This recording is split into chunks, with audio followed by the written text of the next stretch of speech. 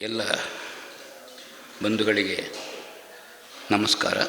ಪ್ರತ್ಯೇಕವಾಗಿ ಉದ್ದೇಶಿಸುವುದಿಲ್ಲ. ಒಂದು ಯಕ್ಷಗಾನ ಪ್ರಸಂಗಗಳ ಸಂದೇಶ ಸಮಾಜದ ಪರಿವರ್ತನೆ ಸಬ್ಜೆಕ್ಟು. ಟೈಮ್ ಆಗುವಾಗ ಹೇಳಿ ಶ್ರೋತಕೀರ್ತಿಯವರೇ, ದಾಕ್ಷಿಣ್ಯ ಮಾಡಬೇಡಿ.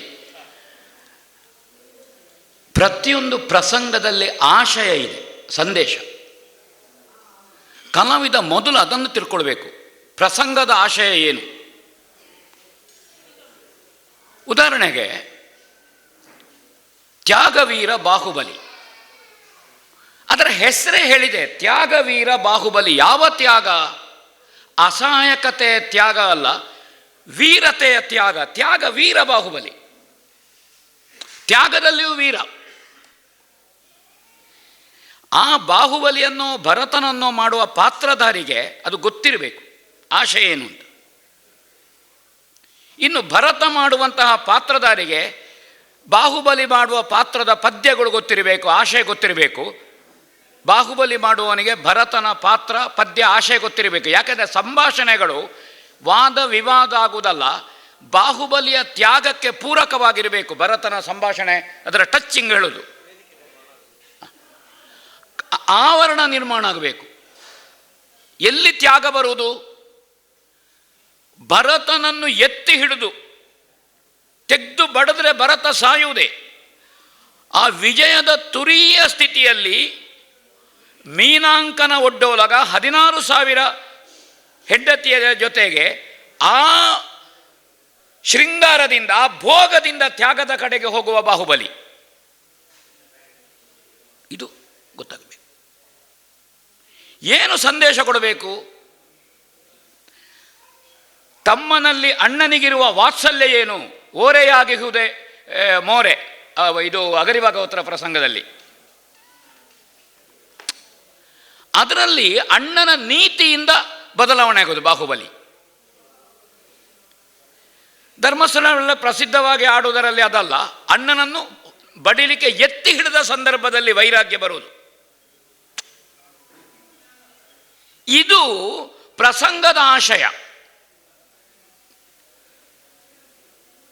ಇದು ಪಾತ್ರಧಾರಿಗೆ ಗೊತ್ತಿರಬೇಕು ಪ್ರಸಂಗದ ಆಶಯ ಏನು ಅಂತ. ಅದರಿಂದ ಒಬ್ಬನಿಗೆ ಒಂದು ಮನೆಯಲ್ಲಿ ಅಣ್ಣ ತಮ್ಮಂದರೊಳಗೆ 2 ತೆಂಗಿನ ಮರಕ್ಕೆ ಗಲಾಟೆ ಇದ್ದರೆ ನಿಲ್ಲಬೇಕು ಅಂತ ಆ ಪ್ರಸಂಗ ನೋಡಿ.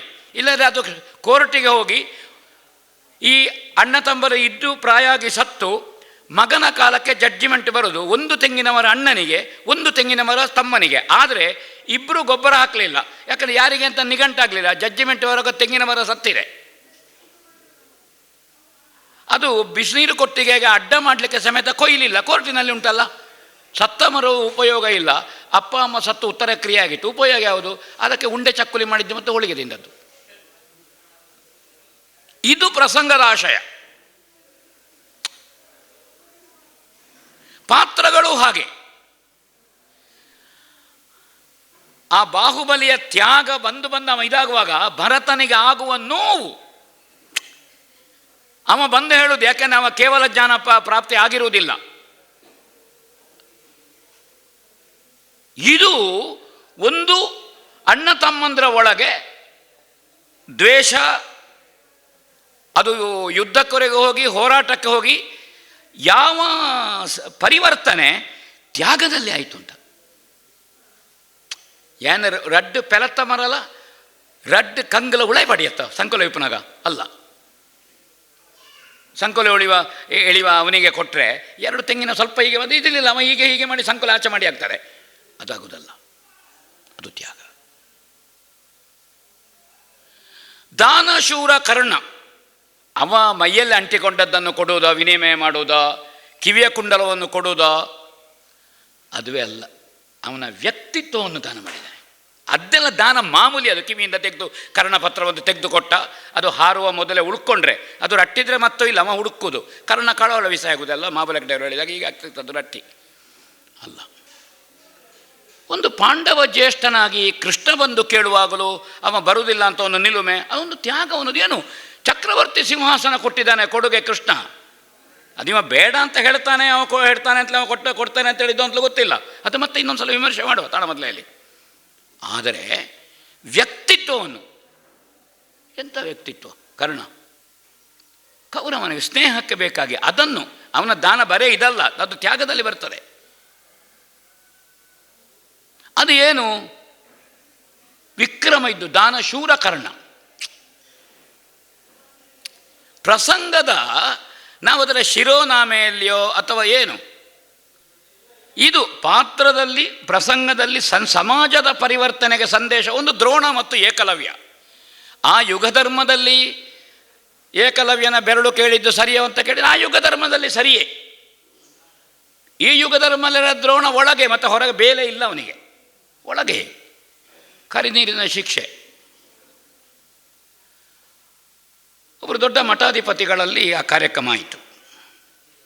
ಅವರು ಕೊನೆಗೆ ಮಾತಾಡೋಕೆ ಹೇಳಿದರು, ಏನಾದರೂ ಅಶೋಕ್ ಭಟ್ರೆ ಅದು ಏಕಲವ್ಯನ ಬೆರಳು ದ್ರೋಣ ಕೇಳಿದ್ದು ತಪ್ಪು, ಕೊಟ್ಟದ್ದು ತಪ್ಪು ಅಂತ, ಕೊಡಬಾರದಿತ್ತು ಅಂತ. ನಾವು ಆದ ಮಹಾಭಾರತವನ್ನು ಒಪ್ಪಿದರೆ ಆದ ಕಥೆಯನ್ನು ಮಾಡೋದು, ಅದರಲ್ಲಿ ದ್ರೋಣ ಕೇಳಿದ್ದಾನೆ ಮತ್ತು ಇವ ಕೊಟ್ಟಿದ್ದಾನೆ ಅಂತಲೇ ಉಂಟು ಸ್ವಾಮೀಜಿ ಹೇಳಿದೆ, ನಾವು ಇಲ್ಲ ಅಂತ ಮಾಡಲಿಕ್ಕೆ ಆಗೋದಿಲ್ಲ, ಬೇರೆ ಕಥೆ ಬರೀಬಹುದು ಅಂತ. ಮತ್ತು ಆ ಕಾಲಧರ್ಮದಿಂದ ನೋಡಬೇಕು.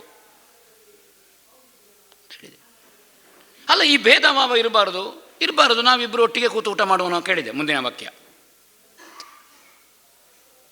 ಮತ್ತೆ ತುಂಬ ಕೇಳಿದ್ದೇನೆ, ಮೈಕದಲ್ಲಿ ಬೇಡ. ನಾವು ಆ ಕಥೆಯನ್ನು ಮಾಡೋದಲ್ವ, ಬೇಕೋ ಬೇಡೋ ಅಂತ ನಾವು ನಿರ್ಣಯ ಮಾಡೋದಲ್ಲ.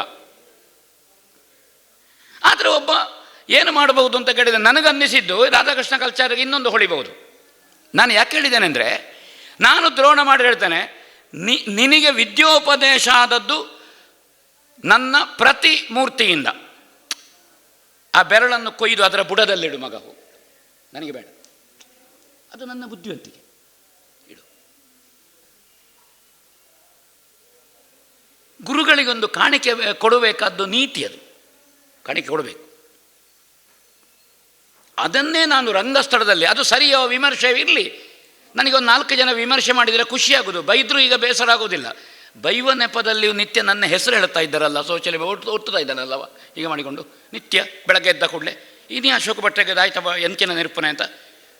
ಅವನ ಉಸಿರಾಟವು ನಾನೇ ಅಲ್ಲ ಬದುಕಲಿಕ್ಕೆ. ಒಂದು ಹೊಸ ಮೊಬೈಲು ತಗೊಂಡ್ರೆ ನನ್ನ ಹೆಸರು ನನಗೆ ಬೇಕಾದ ತಗೊಂಡದಲ್ವ, ತಗೊಳ್ಳಿ ಹೋಗಲಿ, ಗಡಿಬಿಡಿಲ್ಲ. ಗೋಪಾಲಾಚಾರ್ಯ ಏಕಲವ್ಯ, ಬಡಗಿನಲ್ಲಿ ನನ್ನ ದ್ರೋಣ, ಮಣಿಪಾಲದ ಹತ್ರ ಆಟ ಒಳಗೆ. ಆ ಸಂದರ್ಭದಲ್ಲಿ ಹೊಳೆದದ್ದು ತುಂಬ ಚೆನ್ನಾಗಿ ಮಾಡಿದರು ಭಾವನಾತ್ಮಕವಾಗಿ. ನಾನು ಭೀಷ್ಮರ ಏನು ಪಾಂಡವರ ಹಂಗಿನಲ್ಲಿದ್ದೇನೆ, ನನ್ನ ವಿದ್ಯೆಯನ್ನು ಒತ್ತೆ ಇಟ್ಟಿದ್ದೇನೆ, ಮಗನ ಹಾಲು ಕುಡಿಯದೆ ವಿಷಯ ಬಂತು, ಸಂಭಾಷಣೆ ಬೆಳೆಯಿತು. ಹಾಗೆ ನನಗೆ ನೀನು ಭೀಷ್ಮರಿಂದ ಪ್ರವೇಶ ಪತ್ರವನ್ನು ಪಡ್ಕೊಂಡು ಬಂದರೆ ನಾನು ವಿದ್ಯೆ ಕೊಡಬಹುದು, ನಿನ್ನನ್ನು ಇದಕ್ಕೆ ಅಡ್ಮಿಷನ್ ಮಾಡಲಿಕ್ಕೆ ನನಗೆ ಅವಕಾಶ ಇಲ್ಲ.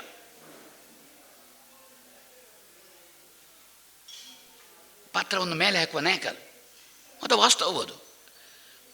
ಭಾರತದ ಗುರುಕುಲ 105 ಮಂದಿಗೆ ರಾತ್ರಿ ಉಳಿಯುವ ವಸತಿ ಸನ್ನಿವಾಸ ಅವರಿಗೆ ಮಾತ್ರ, ಹಗಲು ಬಾಕಿದ್ದವರು ಬಂದು ಹೋಗಬಹುದು ಸಂಜೆ ಟಿಫಿನ್ ಮಾಡಿ.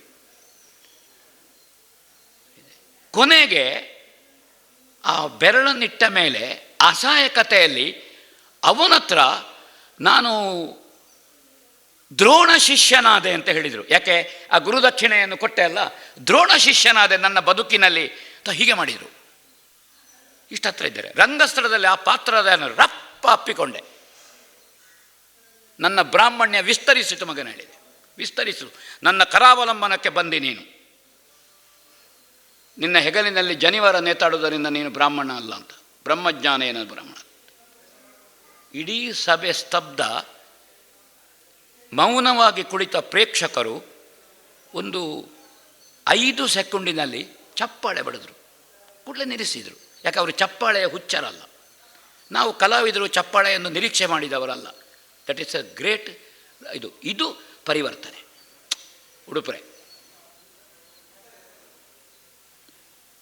ಸೊ ಕಲಾವಿದ ಪಾತ್ರದ ಮೂಲಕ ಸಂದೇಶವನ್ನು ಕೊಡುವ ಸಂಗತಿ ಸಮಾಜದಲ್ಲಿ ಪರಿವರ್ತನೆ ಏನು ಮಾಡಬಹುದು?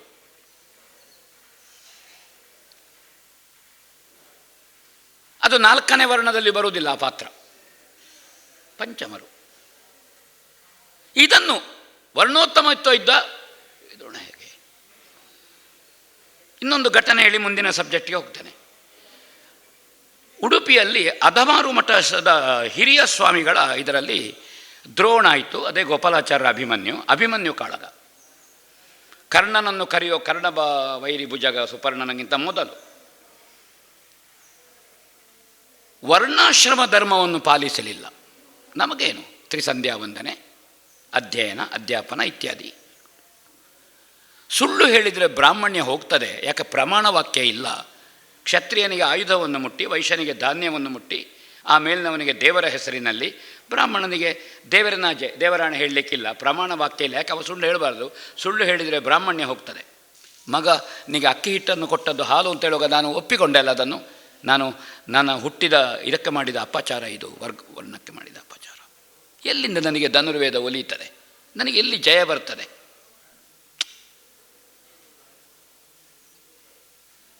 ಅಧಮಾರು ಶ್ರೀಗಳು ಮಂತ್ರಾಕ್ಷತೆ ಕೊಡೋಗಳಿದ್ರು.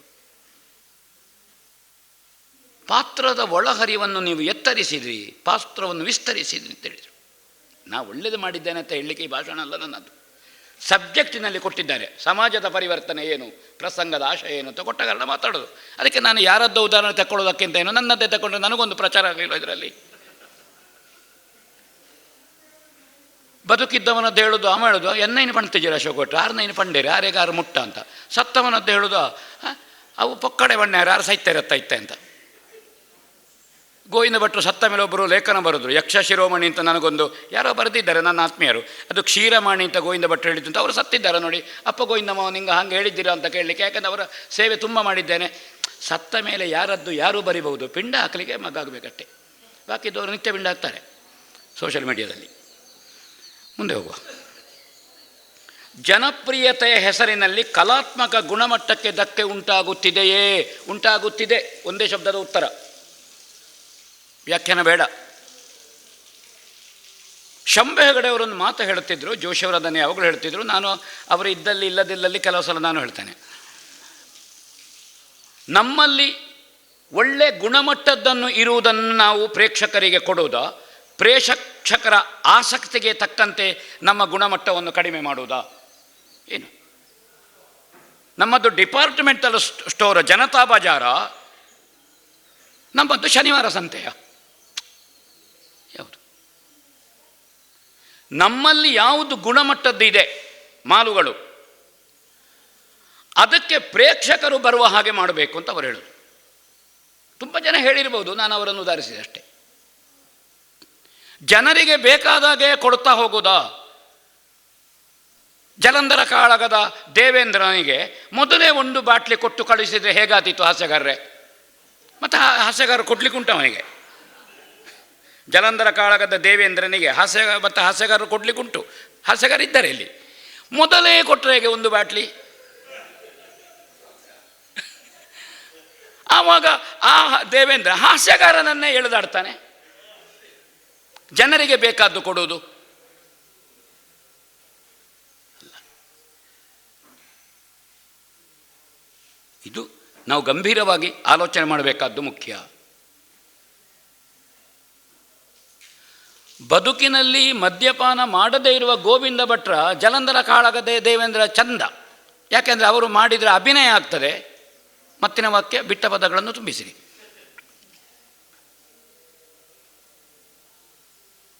ಸೊ ನಾವು ಯಕ್ಷಗಾನದಲ್ಲಿ ಉದಾಹರಣೆಗೆ ನಾಟಕದ ಪ್ರಭಾವ, ಒಂದು ಪಕಡಿ ವೇಷದವನ ಬಾಲ್ಮುಂಡು ಮೊಣಕಾಲಿನಿಂದ 4 ಬೆರಳು ಕೆಳಗೆ. ನಾವು ಇಜಾರು ಕಟ್ತೇವಲ್ಲ, ಕಟ್ಟಿದ್ದರಿಂದ ಈಗ ಶ್ರೀಧರ ಭಂಡಾರಿ ಅವರದ್ದೇ ನೋಡುವ, 4 ಬೆರಳು ಕೆಳಗೆ. ಕಿರೀಟ ವೇಷದ್ದು ಅದಕ್ಕಿಂತ 4 ಬೆರಳು ಕೆಳಗೆ.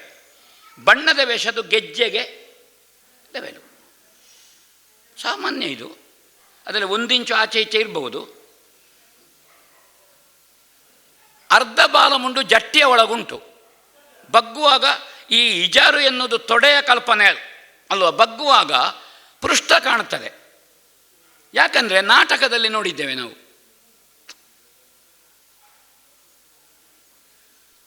ಆ ವೇಷಗಳು ಹೆಚ್ಚು ಫೋಟೋಗ್ರಾಫಿಗೆ ಇಷ್ಟ ಆಗೋದು ಯಾವುದು? ಕಡಿಮೆ ಬಾಲಮುಂಡು ಮೇಲೆ ಹೋದದ್ದು. ಡ್ರೆಸ್ಸುಗಳು ಈ ಸೊಂಟದಿಂದ ಕೆಳಗಿನ ಡ್ರೆಸ್ಸುಗಳು ಮೇಲೆ ಹೋದಷ್ಟು ಕೆಳಗಿನ ಫೋಟೋ ತೆಗೀತಾನೆ.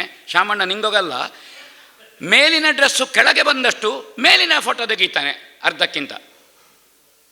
ತಲೆ ಆಡಿಸಿದ್ರಿ, ಸರಿ ಅಲ್ವಾ? ಸೊ ವೇಷಭೂಷಣವನ್ನು ನಾವು ಹೇಗಿರಬೇಕು? ಯಕ್ಷಗಾನದಲ್ಲಿ ಹೇಗೆ? ಈಗೊಂದು ಸ್ತ್ರೀ ವೇಷದ ರವಿಕೆ, ಅದು ಡೀಪ್ ನೆಕ್ ಬೇಕಾ ಅಥವಾ ನೆಕ್ಕನ್ನು ಮುಚ್ಚಬೇಕಾ? ಹೇಗೆ? ಹಳೆಯ ಸ್ತ್ರೀ ವೇಷಧಾರಿಗಳು ಈಗಲೂ ಕೆಲವರು ಇರ್ಬೋದು, ನನ್ನದು ಯಾರ ಮೇಲೂ ಹಲ್ಲೆವಲ್ಲ ಆಕ್ಷೇಪವಲ್ಲ, ಅವರು ಇದನ್ನು ಬಟ್ಟೆಯನ್ನು ಹರದ ಬಟ್ಟೆಯನ್ನು ಮುದ್ದೆ ಮಾಡಿ ಇಟ್ಟುಕೊಳ್ತಿದ್ರು ಸ್ತ್ರೀವೇಷದ ಸ್ವರೂಪ ಬರಲಿಕ್ಕೆ. ಅದಕ್ಕೆ ನಾವು ಈ ರೆಡಿಮೇಡ್ ಶಾಪಿಗೆ ಹೋಗಿ ಬಟನ್ ಇದ್ದದ್ದನ್ನೆಲ್ಲ ಹಿಡ್ಕೊಂಡು ಬಂದು ಹಾಕ್ತೇವೆ ಎಂದಾದರೆ ನಮ್ಮ ಕಲ್ಪನೆ ಏನು ಸ್ತ್ರೀವೇಷದ ಬಗೆಗೆ? ಫಾರ್ ಎಕ್ಸಾಂಪಲ್, ಇದು ಹಾಸ್ಯಗಾರದ್ದೊಂದು ವಿಷಯ ಹೇಳಿ ಈ ವಿಷಯದಿಂದ ಮುಂದೆ ಹೋಗ್ತಾನೆ, ಸಮಯ ಇಲ್ಲ. ಇಂಥದ್ದು 100 ಹೇಳಿ ಏನು 500 ಹೇಳಿ ಏನು. ಕೌಂಡ್ಲಿಕನಲ್ಲಿಗೋ ಅಥವಾ ಮಾಗದನಲ್ಲಿಗೋ, ಆ ಕೌಂಡ್ಲಿಕನಲ್ಲಿಗೆ ಗೂಢಚರ ಬರಲಿಕ್ಕೆ ಉಂಟು ಸೀರೆ ಉಟ್ಟುಕೊಂಡು, ಸರಿ ಅಲ್ವ ಹಾಸ್ಯಗಾರರೇ? ಅದು ಜಯರಾಮಾಚಾರ್ಯ ಇರ್ಬೋದು, ನಯನಕುಮಾರಿ ಇರ್ಬೋದು, ನಮ್ಮ ಮಹೇಶ್ ಮಣಿಯವರು ಇದ್ದಾರೆ. ನಮ್ಮ ಅಂತ ಹೇಳಿದ್ದು ನಾನು ಧರ್ಮಸ್ಥಳ ಮೇಳದಲ್ಲಿರುವ ಕಾರಣ, ಹಾಗಾದರೆ ಅವರು ನಮ್ಮಲ್ಲೂ ಅಂತ ಕೇಳಲಿಕ್ಕಿಲ್ಲ. ನಾಳೊಬ್ಬ ಇದು ವೈರಲ್ ಆಗುವಾಗ ಅವನಿಗೆ ಉತ್ತರ ಇದರಲ್ಲೇ ಹೇಳಿಕೊಳ್ಳುವ. ಅವರು ಸಭೆಗೆ ಬೆನ್ನು ಮಾಡಿ ನಿರ್ಗಮನದ ದ್ವಾರಕ್ಕೆ ಸ್ವಲ್ಪ ಹತ್ತಿರ ಹೋಗಿ ಈ ಸೆರಗನ್ನು ಹಲ್ಲಿನಲ್ಲಿ ಕಚ್ಚಿಕೊಂಡು ಒಳಗಿಟ್ಟ ಗೆರಟೆಯನ್ನು ತೆಗೀತಿದ್ರು, ಸಭೆಗೆ ಬೆನ್ನು ಮಾಡಿ. ಸರಿಯಾ? ತೆಗೆದು ಅವರ ಹಾಸ್ಯ ಹೇಗೆಂದರೆ ಮತ್ತೆ ಮೆಲ್ಲದನ್ನು ಹೀಗೆ ಸಭೆಗೆ ತೋರಿಸಿ ಕೆಲಸದವನಿಗೆ ಬಿಸಾಡೋದು. ಇಡೀ ಸಭೆ ರಾಮಚಂದ್ರಾಪುರ ಮಠದಲ್ಲಿ ಜಯರಾಮಾಚಾರ್ಯರು ಆ ಪಾತ್ರ ಮಾಡುವಾಗ ನಾನು ತುಂಬ ನೋಡಿದ್ದೇನೆ. ಇಡೀ ಸಭೆ ಚಪ್ಪಾಳೆ ಬಡಿಯಿತು. ಇದು ಅತ್ಯಂತ ಶೀಲ ಹಾಸ್ಯ ಹೇಳಿದ್ದು ನಾನು. ಪ್ರೇಕ್ಷಕರು ಬಯಸ್ತಾನೆ ಅಂತ ಒಳಗೆ ಗೆರಟೆ ಇರುವುದು, ಬೇತದ ಅಲಜ್ಜಿ ಅಂತ ಅದನ್ನು ಸಭೆಗೆ ತೋರಿಸಿಕೊಂಡೇ ಮಾಡುವುದಾ? ಅಲ್ಲ. ಒಬ್ಬ ಗೂಢಚಾರ ನಾರದನ ವೇಷ ಮಾಡಿ ಬಂದು ಆ ವೇಷವನ್ನು ತೆಗೆಯುವಾಗಲೂ ರಂಗಸ್ಥಳದಲ್ಲಿ ಎಲ್ಲಿ ಇರಬೇಕು? ನಿರ್ಗಮನ ದ್ವಾರದಲ್ಲಿ ಮುಖ್ಯ ಪಾತ್ರಕ್ಕಿಂತ ಹಿಂದೆ ಮದ್ದಳೆಯವನ ಹತ್ರ ಇರಬೇಕು. ಸರಿಯಾ? ಅಥವಾ ನಾರದನಿಗೆ ಉಪಚಾರ ಪಾದ ತೊಡಿಸಲಿಕ್ಕೆ ಬರುವಾಗ ಇವರಲ್ಲಿ ಮಾಡ್ತಾರೆ ಕಲ್ಪನೆ. ಯಾಕೆಂದರೆ ದೂತ ಅವನಿಗೆ ಗೊತ್ತುಂಟು, ಒಬ್ಬ ತನ್ನ ಯಜಮಾನನ ಕೈಯಿಂದ ಪಾದ ತೊಡಿಸಿಕೊಳ್ಳಿಕ್ಕೆ ಅವ ಪಾದ ತೊಳೆಯುವ ಪಾದ ಉದ್ದ ಮಾಡೋದಲ್ಲ, ಇವರು ಬೇಡ ಬೇಡ ಬೇಡ ಬೇಡ ಬೇಡ ಅಂತ ಹಿಂದೆ ಹೋಗೋದು. ಆವಾಗ ಒಬ್ಬ ಪ್ರೌಢ ಪ್ರೇಕ್ಷಕನಿಗೆ ಗೊತ್ತಾಗಬೇಕು, ಅದು ಗೂಢಚರ ನೋಡಿ, ಅವ ಪಾದ ತೊಳೆಯುವಾಗ ಪಾದ ಉದ್ದ ಮಾಡಲಿಲ್ಲ, ಅವನಿಗೆ ಈ ಸ್ವರೂಪ ಬೇಕು, ತಾನು ಸೇವಕ, ಅವ ಪಾದ ತೊಳಿತಾನೆ ಅಂತ ಇವಾಗ ಉದ್ದ ಮಾಡಿ ಈ ಉರಿಡಿ ಸುತ್ತಾಡಿದ ಪಾದವನ್ನು ಒಡ್ಡುವುದಲ್ಲ, ಮತ್ತು ಅದನ್ನು ತೊಳೆದ್ರೆ ಅವನಿಗೆ ಕುಡಿಸಬೇಕಷ್ಟೆ. ಇದು ಒಬ್ಬ ಪಾತ್ರಧಾರಿಗೆ ಅಥವಾ ಒಂದು ಸ್ತ್ರೀ ವೇಷಧಾರಿ, ಒಂದು ಸುಭದ್ರೆಯ ಒಂದು ಇದು, ಇವರಿಗೆ ಈ ಪಾತ್ರದ ಸ್ವರೂಪ. ಉದಾಹರಣೆಗೆ ಮಾಯಾಪೂತನಿ, ಮಾಯಾ ಅಜಮುಖಿ, ಮಾಯಾ ಶೂರ್ಪನಖಿ, ಮಾಯೆಗಳೆಷ್ಟುಂಟು. ಆಮೇಲೆ ಮಾಯಾ ಮೋಹಿನಿ, ಭಸ್ಮಾಸುರ ಮೋಹಿನಿಯ ಮೋಹಿನಿ, ಅಲ್ಲಿ ಅಮೃತ ಹಂಚಲಿಕ್ಕೆ ಬರುವ ಮೋಹಿನಿ. ಈ ಮೋಹಿನಿ ಮಾಯಗಳೆಲ್ಲವೂ ಒಂದೇಯೋ? ಪದ್ಯ ಹೇಳಿದೆ ಅಸುರ ಭಾವವ ಮರೆಸಿ, ಒಳಗುಂಟು ಅಸುರ ಭಾವ. ಅದೇ ಭಸ್ಮಾಸುರ ಮೋಹಿನಿಯಲ್ಲಿ ಬರುವಾಗ ಬಂಧನ ಸುರವೈರಿ, ಸುಮ್ಮನೆ ಬರೆದ ಹೊತ್ತು ಕೆಲಸ ಇಲ್ಲದಿದ್ದಕ್ಕೆ ಅಗರಿ ಭಾಗವತ ಪದ್ಯ ಬಂದದ್ದಲ್ಲ, ಅಸುರವೈರಿಯೇ ಬಂದದ್ದು. ದಾರಷ್ಟೇ ಉಂಟು, ಅಸುರ ಭಾವವ ಮರೆಸಿ ಪೂತನೆ ಬಂದದ್ದು. ಯಾಕೆಂದರೆ ಗೊತ್ತಾಗಬಾರದು ಯಶೋದೆಗೆ. ಭಸ್ಮಾಸುರನಿಗೆ ಅಲ್ಲಿ ಬರುವಾಗ ಕಂಡವಟೆ ಇದು ಒಬ್ಬಳು ಮುಗ್ಧೆಯಾಗಿ ಬೋಸುಡಿ ಹೆಣ್ಣು ಬಂದರೆ ಆಗುವುದಿಲ್ಲ, ಅವಳಿಗೆ ಭಸ್ಮಾಸುರನಿಗೆ ಗಂಡು ಬೀರಿ ಹೆಣ್ಣು ಬರಬೇಕು. ಹಾಗಾದ ಕಾರಣ ಬಂಧನ ಸುರವೈರಿ ಅಂತ ಹೇಳಿದ್ದಾರೆ ಅಗರಿ ಭಾಗವತರ ಪದ್ಯವನ್ನು. ಇದು ಕಲಾವಿದ ಗ್ರಹಿಸಬೇಕು. ಒಬ್ಬ ವೈರಾಗ್ಯ ಮೂರ್ತಿಯಾದಂತಹ ದುರ್ವಾಸನ ಮೈ ಮೇಲೆ ಬಿದ್ದು ಹೊರಳಾಡಿ ಅವನಲ್ಲಿ ಕಾಮ ಜಾಗೃತಿ ಮಾಡುವ ಮಾಯೆಯ ಅಜಮುಖಿ ಹೇಗೆ?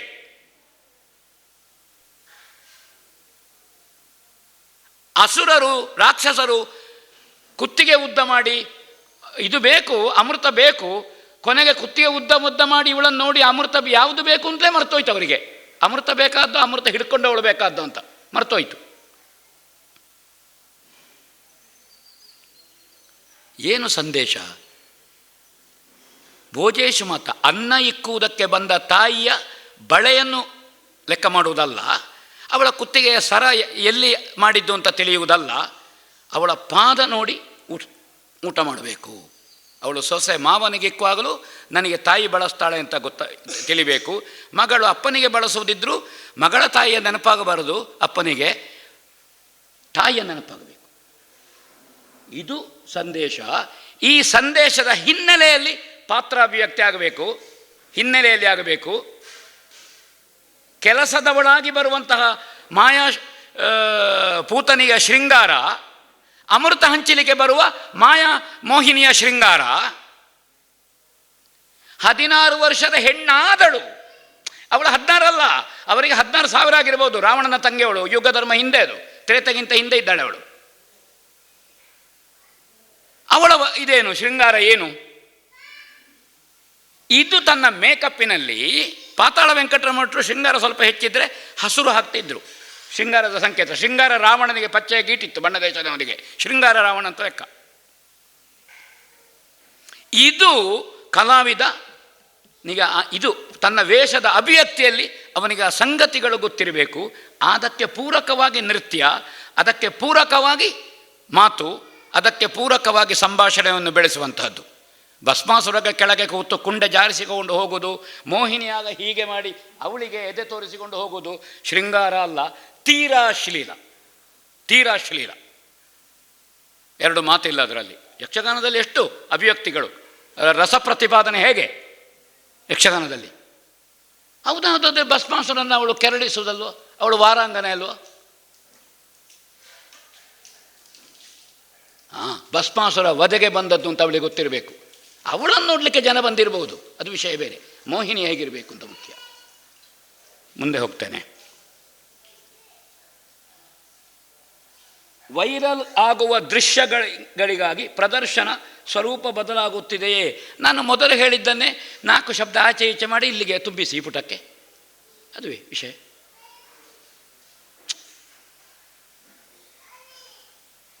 ವೈರಲಿಗೆ ಬೇಕಾಗಿ ಈ ಕ್ಯಾಮರಾ ಬಂದು ಫೋಟೋ ತೆಗೆಯುವ ಕಾಲದಲ್ಲಿ ಪುತ್ತೂರಿನಲ್ಲಿ ಒಂದು ಮೇಳದ ಪ್ರಸಿದ್ಧ ಬಡಗು ಮೇಳನ ಪ್ರದರ್ಶನ ನೋಡಿದ್ದೇನೆ. ಕೃಷ್ಣಾರ್ಜುನ, 2 ಅಪೂರ್ವ ಕಲಾವಿದರು, ಒಬ್ಬರು ಕೃಷ್ಣ, ಒಬ್ಬರು ಫೋಟೋಕ್ಕೆ ಪೋಸು ಕೊಟ್ಟಿದ್ದಾರೆ. ಭಾಗವತಿಗೆ ಮುಂದೆ ನಿಂತಿದೆ, ಮುಕ್ತಾಯ ಆಗಿದೆ ದೇವನದ ಭಟ್ರೆ, ಫೋಟೋಕ್ಕೆ ಪೋಸು ಕೊಡ್ತಾ ಇದ್ದಾರೆ. ಅತ್ಲಾಗಿಂದ ಅರ್ಜುನ, ಇತ್ಲಾಗಿಂದ ಕೃಷ್ಣ, ಫೋಟೋಕ್ಕೆ ಪೋಸು ಕೊಡ್ತಾ ಇದ್ದಾರೆ. ವಂಡರ್ಫುಲ್ ಆರ್ಟಿಸ್ಟುಗಳು. ಒಬ್ಬರು ಇಲ್ಲ, ಈಗ ಒಬ್ಬರು ಇದ್ದಾರೆ. ಅಂದರೆ ನಾನು ಅಂಥದ್ದು ಇದು ಗುಣಾತ್ಮಕವಾಗಿ ಇದ್ದಾರೆ ಅಂದರೆ ಇರಬಾರದು ಅಂತ ಅಲ್ಲ ಹೇಳಿದ್ದು ನಾನು. ಸುತ್ತಮುತ್ತ ಪುತ್ತೂರಿನಲ್ಲಿ ಫೋಟೋಗ್ರಾಫರ್ ಎಷ್ಟು ಮಂದಿ, ಅವರದ್ದು ಅಗ್ರತಃ ಪೃಷ್ಠತಃ ವಾಮತಃ ದಕ್ಷಿಣತಃ ಫೋಟೋ ತೆಗಿಲಿಕ್ಕೆ. ಅದು ಗೊತ್ತಿರಬೇಕು ನಮಗೆ. ರಂಗಸ್ಥಳದಲ್ಲಿ ಪಾತ್ರಾವ್ಯಕ್ತಿ. ನಾನು ಕಂಡವಟ್ಟ ಕ್ಯಾಮರಾಗಳು ಬಂದರೆ ಕ್ಯಾಮರಕ್ಕೆ ಕೊಡದೆ ಮಾಡಬಾರ್ದು. ಮುಖ ತಿರುಗಿಸಿ ಹೋಗ್ತಾನೆ ಆಚೆ ಈಚೆ. ಎಡ ನೀರಿನಲ್ಲೊಂದು ನನ್ನ ಇದು ತೆಗಿಲಿಕ್ಕೆ ಒಬ್ಬರು ಹಠ ಕಟ್ಟಿದರು, ಮುಖ ಕೊಡಲೇ ಇಲ್ಲ, ತಿರುಗಿ ಮಾತಾಡಿದೆ.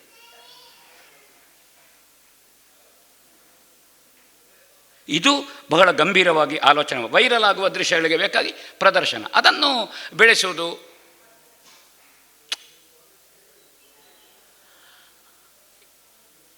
ಇದು ಇದಕ್ಕೆ ಸಂಬಂಧಪಟ್ಟದ್ದಲ್ಲ. 1-2 ವಿಷಯ ಮುಗಿತಾ ಬಂತು. ಈ ಚೀಟಿನ ವಿಷಯ ಸಮಯ ಮುಗಿತಾ ಬಂತು. ಸೋಷಿಯಲ್ ಮೀಡಿಯಾದ ಇದನ್ನು ಹೇಳೋದು ನಾನು. ಅಸಭ್ಯಗಳು, ಅಪಸವ್ಯಗಳು, ಮತ್ತು ಗೊತ್ತಿಲ್ಲದಿರುವಿಕೆ, ಗೊತ್ತಿಲ್ಲ ಅಂತಲೂ ಗೊತ್ತಿಲ್ಲದೇ ಇರುವುದು. ಒಬ್ಬರು ಸಂಗೀತಗಾರರು ಪದ್ಯ ಹೇಳಿ ಹೋದರು, ಕಮೆಂಟ್ ಹಾಕಿದ, ಸೂಪರ್ ಹಾಕಿದ. ಅದು SU PP RR ಒಂದಿಷ್ಟುದ್ದ ಉಂಟದು, ಸೂಪರು, ವಂಡರ್ಫುಲ್, ಅದ್ಭುತ, ಅಪೂರ್ವ ಅಂತ ಶಬ್ದ ಗೊತ್ತಿಲ್ಲ ಅವರಿಗೆ. ಅಪೂರ್ವ ಅಂದರೆ ಹುಡುಗಿಯ ಹೆಸರು ಅಂತ ತಿಳ್ಕೊಂಡಿದ್ದಾರೆ, ಅಥವಾ ಅನುಪಮ ಅಂತಲೂ ಗೊತ್ತಿಲ್ಲ, ಅದು ಹುಡುಗಿಯ ಹೆಸರು, ಅದು ಹಾಕಲಿಲ್ಲ. ವಂಡರ್ಫುಲ್ ಅಲ್ಲ, ಅದ್ಭುತ ಆಯಿತು, ಗ್ರೇಟ್ ಆಯಿತು, ಎಲ್ಲ ಆಯಿತು. ಈ ಭಾಗವತರು ಎಷ್ಟು ವರ್ಷ ಆಯಿತು ಧರ್ಮಸ್ಥಳ ಮೇಳದಲ್ಲಿ ಅಂತ ಬರ್ದ. ಇನ್ನೊಬ್ಬ ಕಳೆದ ವರ್ಷ ಇವರು ಇದ್ರೋ ಇಲ್ಲೋ ಅಂತ ಆಗ್ತಾ ಉಂಟು. ರಘುರಾಮ ಹೊಳ್ರು ಬಂದು ಕೂತರು. ಸಂಗೀತಗಾರನಿಗೆ ಇದೆಲ್ಲ ಬಿರುದು ಬಾವಲಿಗಳು. ಜೋಶಿಯವರು ಆಗಲೂ ಉಂಟು, ಈ ಬಿರುದು ಕೊಡಲಿಕ್ಕೆ ಇವರು ಯಾರು ಅಂತ ಗೊತ್ತಿಲ್ಲ ಅಂತ. ಆಯಿತಾ, ಈ ಭಾಗವತರು ಕಳೆದ ವರ್ಷ ಯಾವ ಮೇಳದಲ್ಲಿದ್ದಾರೆ ಅಂತ ಒಬ್ಬ ಹಾಕಿದ್ದ. ರಘುರಾಮ ಹೊಳ್ರು 30 ವರ್ಷ ಆಯಿತು ಧರ್ಮಸ್ಥಳ ಮೇಳದಲ್ಲಿ ದೇವಾನಂದ ಭಟ್ರೆ. ಮತ್ತೊಬ್ಬ ಇವರು ಕಳೆದ ವರ್ಷ ಧರ್ಮಸ್ಥಳ ಮೇಳಕ್ಕೆ ಒಂದೊಂದು ಸಲ ಬರ್ತಿದ್ರು ಅಂತ. ಅಂದ್ರೆ ಅವ ಯಾವಾಗಲೂ ನೋಡುವಾಗ ಇದ್ರು ಅವರು. ಭುಜವಲ್ಯರ ಕೇಳಿ ಕಥೆಗಳಿ. ಮತ್ತೊಬ್ಬ ಇವರು ಹವ್ಯಾಸಿ ಭಾಗವತರ. ಹಾಗಾದ್ರೆ ಈ ಕಮೆಂಟ್ ಮಾಡುವವರಿಗೆ ಯಕ್ಷಗಾನದ ಪ್ರಾಥಮಿಕ ನಾಲೆಜ್ ಉಂಟಾ? ನೆಲ್ಲಿಮಾರ್ರೆ ಉಂಟಾ? ಇವರು ಯಕ್ಷಗಾನದ ಪ್ರೇಕ್ಷಕರಲ್ಲ ಸ್ವಾಮಿ.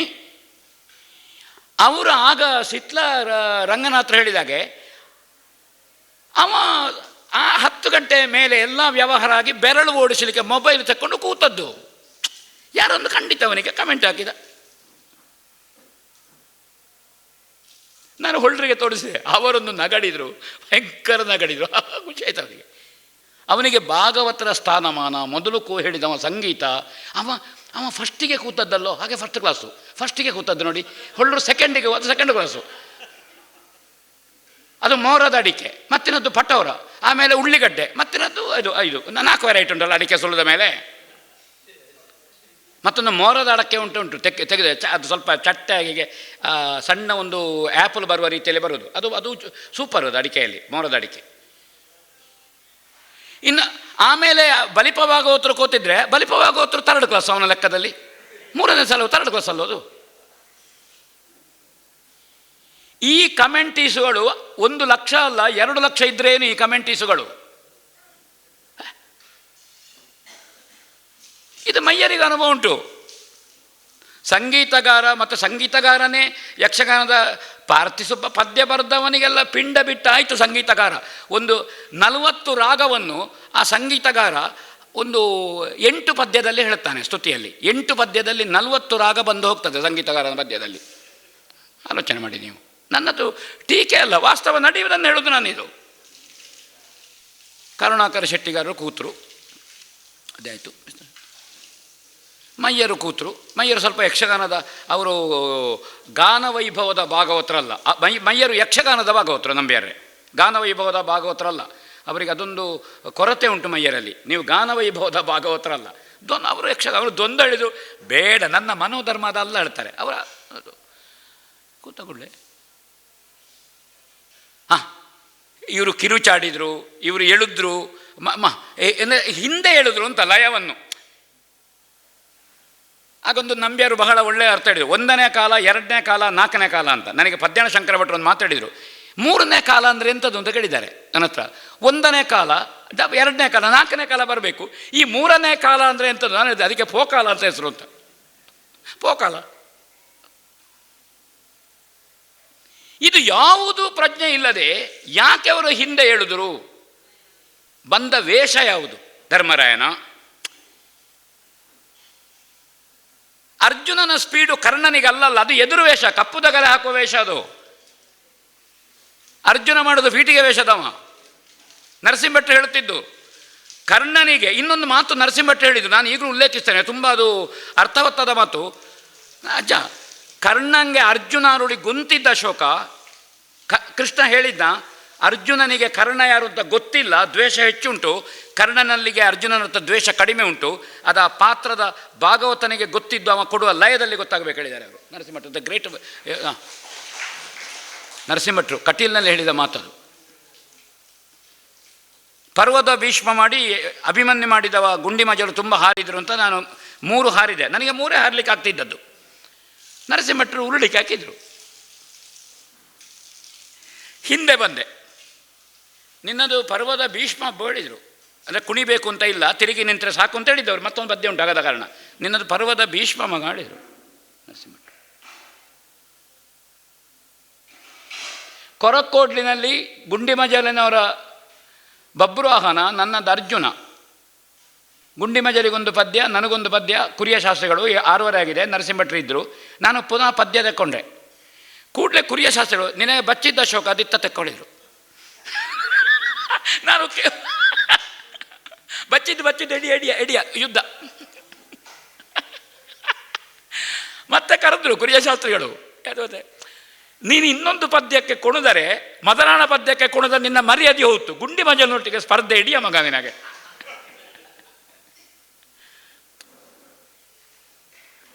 ಮೇಳದಲ್ಲಿ ನನಗೆ ಒಂದೊಂದು ಸಲ ಉಲ್ಲಾಸ ಇರ್ತದೆ ಎದುರಿನವರು ಕೆಲಸ ಮಾಡುವಾಗ. ನಾನು ಹೀಗೆ ನೋಡುದು, ಮೈಯರು ದಿತ್ತ ತೆಕ್ಕೊಳ್ಳೋದು. ಯಾಕೆ ಮತ್ತೊಂದು ಕೊಟ್ಟರೆ ನನ್ನದು ಬ್ಯಾಚ್ ಆಗ್ತದೆ. ಯಾಕೆಂದರೆ ನಾನು ಮೊದಲು ಕುಣಿದ 4 2 ಪದ್ಯ ತೆಕ್ಕೊಳ್ಳುವಾಗ ಸರಾಸರಿ ಸೀಟಿಯಾಗಿ ತೆಕ್ಕೊಳ್ಳುವಾಗ ಒಂದು ಪದ್ಯಕ್ಕೆ 2 ಕುಣಿದದ್ದು ಅಂತ ಬರೋದಲ್ವ. ಹಾಗಣ್ಣ ಮೈಯರು ಹೀಗೆ ಮಾಡ್ತಾರೆ ಅವರು. ನೋಡಲಿಕ್ಕಿಲ್ಲ, ಭಾಗವತರ ಹೋದಾಗ ಹೋಗುದದು. ಯಕ್ಷಗಾನದಲ್ಲಿ ಈ ಪ್ರಜ್ಞೆ ಕಲಾವಿದನಿಗೆ ಗೊತ್ತಿರಬೇಕು. ಪ್ರೇಕ್ಷಕ ರೆಡಿ ಇರ್ತಾನೆ, ಅವ ಕುಣಿದಿದ್ದಾನೆ ಚಂದ್ರಶೇಖರ ಧರ್ಮಸ್ಥಳ, ನಾನು ಕುಣಿಯುವುದು, ನಾನೇನಾದರೂ ನಾಲಿಗೆ ಕುಣಿಸಿ ಏನಾದರೂ ಪರಿಣಾಮ ಮಾಡಲಿಕ್ಕೆ ಆಗ್ತದೆ ಅಂತ ನೋಡಬೇಕು. ನಾನು ಕಾಲು ಕುಣಿಸಿ ಪರಿಣಾಮ ಮಾಡ್ತದೆ ಅಂತ ಹೇಳಲಿಕ್ಕೆ ನೋಡುವುದಲ್ಲ. ಸೊ ಇದು ಸಮಷ್ಟಿಯ ಕಲೆ. ಚೌಕಿಯಲ್ಲಿ ಕಟ್ಟುವ ಕಲಾವಿದ, ಕಟ್ಟುವ ಯಾರಿದ್ದಾರೆ ಚೌಕಿಯ ನೇಪಥ್ಯದವ, ಅವ ಸರಿಯಾಗಿ ಕಟ್ಟುವಾಗ ಸಹಕರಿಸಿದರೆ ಮಾತ್ರ ನಮ್ಮ ವೇಷ ಕುಳಿತುಕೊಳ್ಳಬೇಕಾದಲ್ಲಿ ಕುಳಿತುಕೊಳ್ಳುವುದು. ಇಲ್ಲದಿದ್ದರೆ ಇಲ್ಲಿ ಸೆಳೆಯುವುದು ಇದು ಎಲ್ಲ ಆಗ್ತದೆ. ನಾವು ಅದೆಲ್ಲ ಕರೆಕ್ಟಾಗಿದ್ದರೆ ಮಾತ್ರ ನಮ್ಮದು ಒಳ್ಳೆಯ ನಿರ್ವಹಣೆ ಆಗ್ತದೆ. ರಂಗಸ್ಥಳದಲ್ಲಿ ಹಿಮ್ಮೇಳವನ್ನು ನಾವು ಗಮನಿಸಬೇಕು. ಹಿಮ್ಮೇಳ ಹೋದಾಗ ಹೋಗಬೇಕು, ಎದುರು ಪ್ರೇಕ್ಷಕನೇ. ಹಾಗಾದ್ರೆ ನೇಪಥ್ಯ, ಹಿಮ್ಮೇಳ, ಮುಮ್ಮೇಳ ಕಲಾವಿದ, ಪ್ರೇಕ್ಷಕ, ಇಷ್ಟು ವಿಷಯದ ಒಳಗೆ ಯಕ್ಷಗಾನವನ್ನು ಹೇಗೆ ಚಂದ ಮಾಡಬೇಕು ಅಂತ ಆಲೋಚನೆ ಮಾಡಬೇಕು. ಇದರಲ್ಲಿ ಸೋಷಿಯಲ್ ಮೀಡಿಯಾ ಬರುವುದಿಲ್ಲ. ಯಾಕಂದರೆ ಹಿಂದೆ ಇರಲಿಲ್ಲ. ನಾವು ಅವನಿಗೆ ಬೇಕಾಗಿ ಹೀಗೆ ಮುಖ ಕೊಡುವುದು, ಅದು ಕರ್ಕಿ ಹಾಸ್ಯಗಾರರು ಸಿಂಹ ನೃತ್ಯದಲ್ಲಿ ಮಾಡಲಿ, ದೇವಿ ಮಹಾತ್ಮೆಯ ಸಿಂಹ ಮಾಡಲಿ, ನಿಲ್ಲುವಾಗ ಹೀಗೆ ಮಾಡಲಿ, ಮುಖ ಮಾಡಲ್ವೋ. ಅದನ್ನು ಮಾಡ್ತಾ ಹೋದರೆ ಆವಾಗ ವಿಕಾರ ಆಗ್ತದೆ. ಒಂದು ವೇಷಕ್ಕೊಂದು ಸ್ವರೂಪ ಉಂಟು. ಆ ಸ್ವರೂಪದಲ್ಲಿ ಯಾವುದೇ ಇದರಲ್ಲಿ ವಿಕಾರ ಬಾರದಾಗೆ ನಮ್ಮ ಅಭಿನಯಗಳು ರಂಗದಲ್ಲಿ ಚಲನೆ ಆಗಬೇಕಿದ್ರೆ ಸೋಷಿಯಲ್ ಮೀಡಿಯಾಕ್ಕೆ ಬೇಕಾಗಿ ನಾವು ರಂಗಸ್ಥಳದಲ್ಲಿ ಹೋದರೆ ನಮ್ಮದು ಫೋಕ್ ಡ್ಯಾನ್ಸ್ ಆಗ್ತದೆ. ಅದು ರಂಗಸ್ಥಳದ ಆಯ ಅಳತೆಯಲ್ಲಿ ಪಾತ್ರ ಎಲ್ಲಿರಬೇಕು, ಸ್ವಗತ ಮಾತಾಡುವಾಗ ಎಲ್ಲಿ, ಗೆದ್ದ ಸಂದರ್ಭದಲ್ಲಿ ಎಲ್ಲಿ, ತೀರಾ ಸೋತು ಕರ್ಣ ಎಲ್ಲಿ ಬಿಡಬೇಕು, ಸಿಂಹಾಸನದ ಮುಂದೆ ಬಿಡಬೇಕು, ದಸ್ತು ಕೊಡುವಾಗ ಮಧ್ಯೆ ಬರಬೇಕು, ದಸ್ತು ಕೊಡುವಾಗ ಹೋಗಿ ಮೈಕದ ಸ್ಟ್ಯಾಂಡಿಗೆ ಒದಿಯುವುದಲ್ಲವ. ಅವ ಹಾರಿ ಮದ್ದಳೆಯ ಬದಿಗೆ ಶರೀರ ಬರಬೇಕು. ಹಾರಿ ಚೆಂಡೆ ಬದಿಗೆ ಹೋಗಿ ನಿಂತರೆ ಅವನಿಗೆ ಕಂಟ್ರೋಲ್ ಇಲ್ಲ ತನ್ನ ಶರೀರದಲ್ಲಿ. ಈ ಸ್ಥಾನಗಳು ಅದಿದ್ದರೆ ಮಾತ್ರ ಯಕ್ಷಗಾನದ ವೇಷ, ಪ್ರದರ್ಶನ, ಚಲನೆ ಅತ್ಯಂತ ಚೆಂದಾಗುವಂಥದ್ದು. ಯಕ್ಷಗಾನದ ಸಮಗ್ರತೆಯನ್ನು ಉಳಿಸಿಕೊಳ್ಳಲು ಏನು ಮಾಡಬೇಕು ಅಂತ ಹೇಳಿದ್ದು ನಾನು ವಿಷಯ ಇದುವೇ. ನಾನು ಇದನ್ನು ಓದಿ ಹೇಳಿದ್ದಲ್ಲ, ನನ್ನ ಮನಸ್ಸಿಗೆ ಕಂಡದ್ದು. ಆ ಕಾರಣದಿಂದ ಇನ್ನೊಂದು ಆಗಬೇಕಾದ್ದು, ಒಳಗೆ ನಾವು ಒಂದು ಶನೀಶ್ವರ ಮಹಾತ್ಮೆ ಆಯಿತು. ಅದು ಅಂತಾರಾಷ್ಟ್ರೀಯ ಮಟ್ಟದ ಒಂದು ದೊಡ್ಡ ವಿಚಾರ ಸಂಕಿರಣದ್ದು. ಬೆಂಗಳೂರಿನಲ್ಲಿ ಪೂಜ್ಯ ಧರ್ಮಾಧಿಕಾರಿಗಳು ಮಾಡಿಸಿದರು. ವಿದ್ವಾಂಸರು ಪಾಲ್ಗೊಂಡಿದ್ದಾರೆ 2 ದಿವಸ. ಮಯ್ಯ ಭಾಗವತರು ಇದ್ದರು, ಮೇಳದಿಂದ ಸ್ವಲ್ಪ ಕಲಾವಿದರು, ಸ್ವಲ್ಪ ಹವ್ಯಾಸಿಗಳೆಲ್ಲ ಸೇರಿ. ಆ ದಿವಸ ನನ್ನದು ಪೀಠಿಕೆಯ ವಿಷ್ಣು ಮಾಡಿ ಮತ್ತೆಂಥದ್ದೊಂದು ಪಾತ್ರ. ನಾನು ಪೀಠಿಕೆಯ ವಿಷ್ಣುವಿನಲ್ಲಿ ಧಾರ್ಮಿಕ ಸಮಾಜದ ಪರಿವರ್ತನೆ, ಒಂದು ಧರ್ಮಕ್ಷೇತ್ರ ಹೇಗೆ ಮಾಡಬೇಕು ಅಂತ ವೈಕುಂಠವನ್ನು ಲಕ್ಷ್ಯ ತೆಕ್ಕೊಂಡು, ನಾರದ ಬಂದು ಹೇಳಲಿಕ್ಕುಂಟು, ಇದೆಲ್ಲ ತೆಕ್ಕೊಂಡು ಮುಂದೆ ಹೋಯಿತು. ಪೂಜ್ಯ ಹೆಗಡೆಯವರು ಕೂತಿದ್ದರು. ಆಡುವುದಕ್ಕೆ ಸತ್ಯ, ಅನುಷ್ಠಾನಕ್ಕೆ ಧರ್ಮ, ಆರಾಧನೆಗೆ ದೇವರು. ಅವರು ಒಳಗೆ ಬಂದು ಒಟ್ಟು ಪ್ರದರ್ಶನವನ್ನು ಮೆಚ್ಚಿಕೊಂಡರು. ಇಷ್ಟು ಖುಷಿಯಾಯಿತು ನನಗೆ. ಮೇಳದಲ್ಲಿ ಹೀಗೆ ಆಗ್ತಿರ್ಲಿಲ್ಲ ಅಂತ. ನಾವು ಎಲ್ಲ ಕಲಾವಿದರು ಕೂತು ಒಂದು ಅರ್ಧ ಗಂಟೆ, ಭುಜಬಲಿಯವರೇ ನೀವು ಇದ್ದಿರಬೇಕು ಅಂತ ನನ್ನ ನೆನಪು, ಡಿಸ್ಕಸ್ ಮಾಡಿದೆವು. ನಾವೊಂದು 3 ಗಂಟೆಗೆ ಶನೀಶ್ವರ ಮಹಾತ್ಮೆಯನ್ನು ಹೇಗೆ ಕೊಡಬೇಕು, ಪದ್ಯ ಯಾವುದು, ಎಲ್ಲರೂ ಯಾರು ಏನು ಮಾತಾಡಬೇಕು ಅಂತಲ್ಲ, ಪ್ರಸಂಗದ ಸ್ವರೂಪ ಏನು ಅಂತ ಉತ್ಕೃಷ್ಟ ಆಯಿತು. ಕಾರಣ ನಾವು ಒಳಗೊಂದು ಸಣ್ಣ ಮೀಟಿಂಗ್ ಮಾಡಿದ್ದು. ಆಯಿತಾ, ಹೆಗ್ಗಡೆಯವರು ಹೇಳಿದರು, ಇಡೀ 2 ದಿವಸದ ಕಮ್ಮಟದಲ್ಲಿ ಏನಿತ್ತೋ ಆ ವಿಷಯವನ್ನು ನೀವು ವಿಷ್ಣು ಮಾಡಿ 3 ವಾಕ್ಯದಲ್ಲಿ ಹೇಳಿದ್ರಲ್ಲ ಅಂತ. ನಾವು ಹೋಮ್ವರ್ಕ್ ಮಾಡಿದರೆ, ಮಾನಸಿಕವಾಗಿ ಸಿದ್ಧವಾಗಿ ರಂಗಸ್ಥಳಕ್ಕೆ ಹೋದರೆ ನಮ್ಮಲ್ಲಿ ಮಾತು ಹುಟ್ಟಿಕೊಳ್ತದೆ.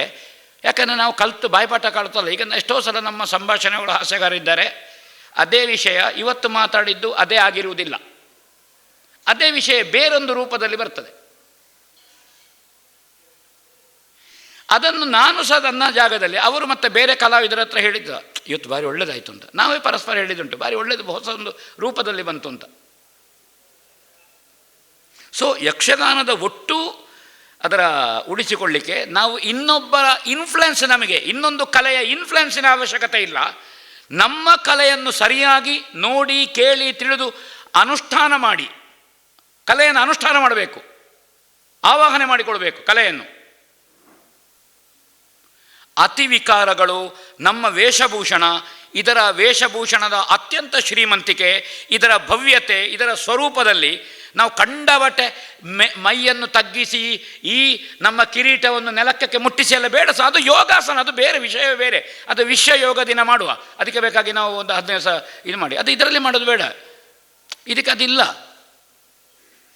ಒಂದು ವೀರರಸಕ್ಕೆ ಒಂದು ಅಲ್ಲ, ಸಾಮರ್ಥ್ಯ ಇದ್ದವರು 40 ಕುಣಿಲಿ, ಒಂದು ವೀರರಸದ ಅಭಿವ್ಯಕ್ತಿಯನ್ನು ಕಂಡಬಟ್ಟೆ ಹಾರಿ ತೋರಿಸುವುದೇ ಅಲ್ಲ ಅಂತ. ರಕ್ತರಾತ್ರಿಯ ಅಶ್ವತ್ಥಾಮ ನಮ್ಮಲ್ಲಿ ಕೊಲೆಗಡುಕಾಗಿದ್ದಾನೆ ಅಂತ. ಕಡಿಯಾಳಿ ದೇವಸ್ಥಾನದಲ್ಲಿ ಆ ಪ್ರಸಂಗ ಆಯಿತು. ದೇವಸ್ಥಾನದ ಮುಕ್ತೇಶ್ವರರು ಕೂತ್ಕೊಂಡಿದ್ದರು, ತುಂಬ ವರ್ಷ ಆಯಿತು. ನಾ ಮೇಳದ ಮ್ಯಾನೇಜರ್. ಮೊದಲು ಎಂಥದ ಪ್ರಸಂಗ ಇತ್ತು, ನರಕಾಸುರವಧೆ. ಅವರು ನನ್ನ ಹತ್ರ ಕೇಳಿದರು, ಅಕ್ಕೇರಿಗೆ ಅಶೋಕ್ ಭಟ್ರ ಇಂಚಬಲ್ಲೆ ಅವ ಅಕೇರಿತ ಪ್ರಸಂಗ ಜಾಯಿತವು ಕೇಳಿದರು. ಅದು ರಕ್ತರಾತ್ರಿ, ಅವ ಅಶ್ವತ್ಥಾಮೆ ಮುಳುಪ ಉಪ ಪಾಂಡವರನ್ನ ತರೆ ಕಡಪನತ್ತ ಅಂದು ಎಂಕಾಯ ಮಾಂಸ ಕಡತಲೆಕ್ಕ ಅವಂತಿತ್ತು, ಮಾಂಸ ಪೆರೆ ಪೋಯ್ಲೆಕ್ಕ. ಅವ ಕೆಂಪು ಮೇಕಪ್ಪು, ಕಣ್ಣು ಕೆಂಪು, ಹುಬ್ಬು, ಹೀಗೆ ಕುತ್ತ 2 ದೊಂದಿಗಳು. ಈ 2 ಜನ ಈ ಇವರಿದ್ದಾರಲ್ಲ ಅಷ್ಟಲಕ್ಷ್ಮಿಯರು, ಆ ಭುಜಲಕ್ಷ್ಮಿ ಹೋಗುದು, ಆ ಭುಜಲಕ್ಷ್ಮಿ ಮತ್ತು ಈಚೆ ಇವರ ಹೆಗಲಿಗೆ ಕೈ ಹಾಕಿಕೊಂಡು ಹೀಗೆ ಮುಂದೆ ಹೀಗೆ ಮಾಡಿಕೊಂಡು ಹೋಗುದು, ಫೋಕಿನಾಗೆ ಇಡೀ ರಂಗಸ್ಥಳದ ಸುತ್ತೆ ಬರುವುದು. ಈ ಕಾಲದಲ್ಲಿ ಅದು ಕೇಸು, ಆ ಹೆಣ್ಮಕ್ಕಳು ಕೇಸು ಕೊಡ್ತಾರೆ ನಮ್ಮ ಮೇಲೆ ಹಲ್ಲೆ ಅಂತ.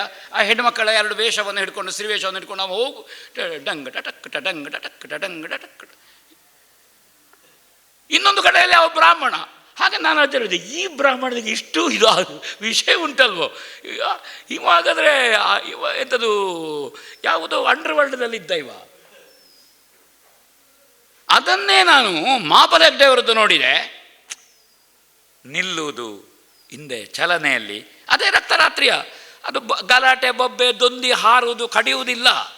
ಡಿ ಜಿ ಹೆಗಡೆಯವರದ್ದು ನೋಡಿದ್ದೇನೆ.